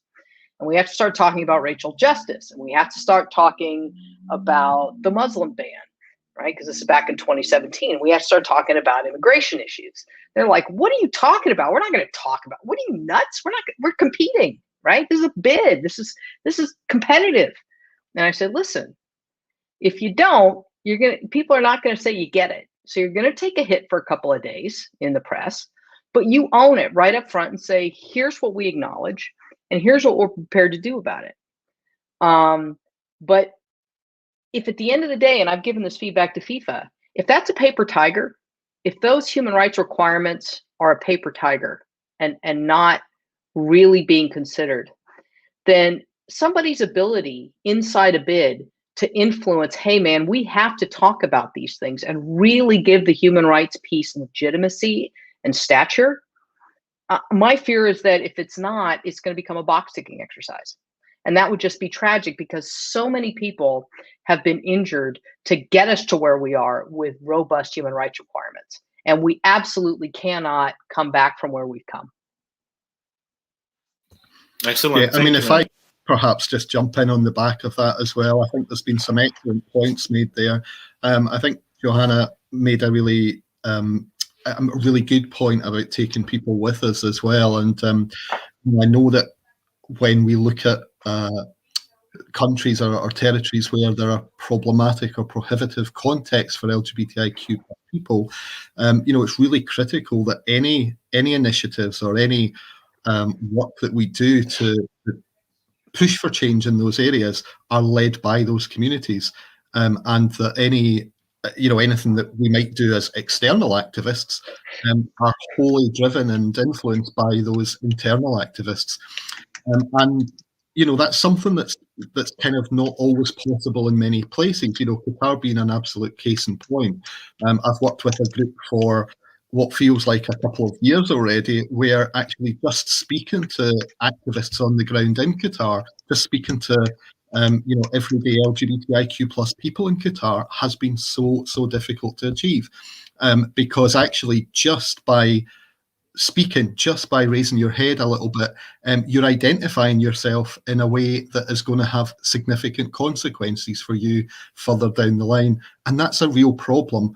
That's a real issue that we need to be able to address, that goes way beyond the reassurances about being able to fly a flag in the stadium. Now, I do totally agree that there has to be some minimum standards, but we have to look at minimum standards that exist beyond the experience for fans, beyond the spaces where the events take place, and actually, look at what the situation is beyond that. I've probably changed my view on this somewhat. A number of years ago, I was probably the person jumping up and down and shouting, stop awarding mega sports events to countries who have appalling human rights records. Just end it. Just don't do it. I think having been part of so many of the discussions with activists in different countries now, actually, we don't hear a lot of a desire to kind of boycott. We don't hear a lot of a desire to oppose games being held in those regions. What we hear is, use this as a good opportunity, use this as a way to bring a spotlight to these issues. I think, again, Olivia's point earlier on was excellent. Pride House has been the absolute catalyst that has introduced conversations to that society in a way that just hasn't happened before. So actually, we have to hear what people on the ground are telling us. We have to with that. And, as I say, I would absolutely hold my hand up and say that I've changed my mind on that now. But I do think that we need to look at what both Mary and Johanna have been saying much more eloquently than I can. It's about the process that we go through in the bidding. It's about how those events are ultimately contracted beyond the bid. It's about how we look at levers of compliance in these different areas of implementation, and it's about being able to do that in a strong and robust way. And if we, there's no doubt in my mind that the focus of human rights in sport has increased and is going to continue to increase. And for me, that means that absolutely the weighting that we give it must increase in the same proportion. I think if I can add a bit on what you were saying earlier, just from the Tokyo experience, I don't think Tokyo would have had an anti-discrimination ordinance, an LGBT anti-discrimination ordinance, if it hadn't been for the IOC charter. That had really helped push that through, and also we've been working with a lot of the embassies that have been also pushing the government and pushing the Tokyo embassy and pushing the local administration here to change as well, and to at least look at us and at least consider us. So things are moving forward thanks to these rules that have been set in place. If there was a ban, if that hadn't been there, I don't think we would have seen any progress in Japan at all.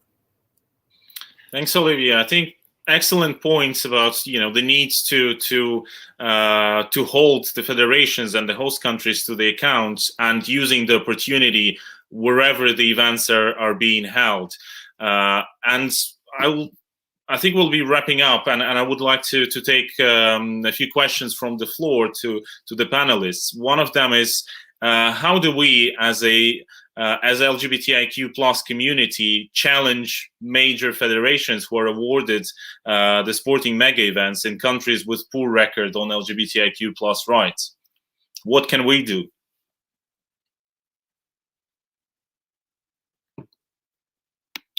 I mean, well, I can start off is particularly if there are two ways. If the awarding organization, so a case like FIFA or the IOC, if that body has made, or the Commonwealth, right, the Commonwealth Games Federation has made a human rights commitment, right, and regardless of whether or not the country that has been awarded the games has, for whatever reason, a discriminatory practice against the LGBTQI plus community, the UN guiding principles would say if there's discriminatory behavior that they have a responsibility to exercise leverage because they have leverage. So, I mean, that would be but not all sports bodies have that commitment to human rights, and one would hope that more would. But regardless, even if they haven't made that commitment to human rights, that obligation is still there under the UN guiding principles. So I guess that'd be the first thing. The second thing is certainly, stakeholders have a way, if they're not engaged, and they're not part of the process of making change happen, they'll make their presence known, and they won't be shy about it. So we've seen that with Human Rights Watch, we've seen that with Amnesty, we've seen that with others. So it's the best bet is to engage the stakeholders, who be they the LGBT stakeholders or others, in part of the solution. Because they're actually, if you can enroll them in part of your response as a sports body, that's where you want to be. Brilliant. Thank you, Mary. Any other volunteers to respond to that or add to that?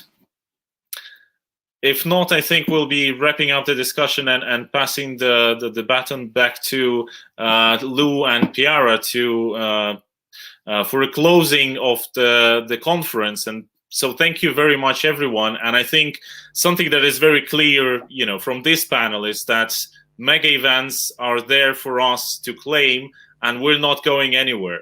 So we'll be knocking at everyone's door and demanding our rights, and we'll be present and we'll be visible. Thank you, everyone, once again. And Lou, passing on back to you. Thanks very much, Pavel, and thanks for a great discussion. I think some really interesting points there about how we engage activism around mega sports events. That's it really for us. It's come to the end of 2 days or 2 afternoons of fantastic content I hope you've enjoyed it as much as I have. I've learnt a huge amount, heard some great perspectives. So just to say, as a final point, if you want to follow us, FAIR can be followed at FairNet on Twitter. Football versus Homophobia is at FVH Tweets. You can follow the hashtag FVH 2021. We're both on Instagram. We're both on Facebook. That's all I'm aware of. So thank you so much for joining us. Thank you so much to everyone who's contributed.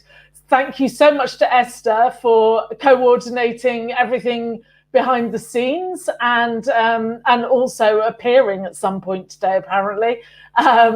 Thank you very, very much, and see you soon.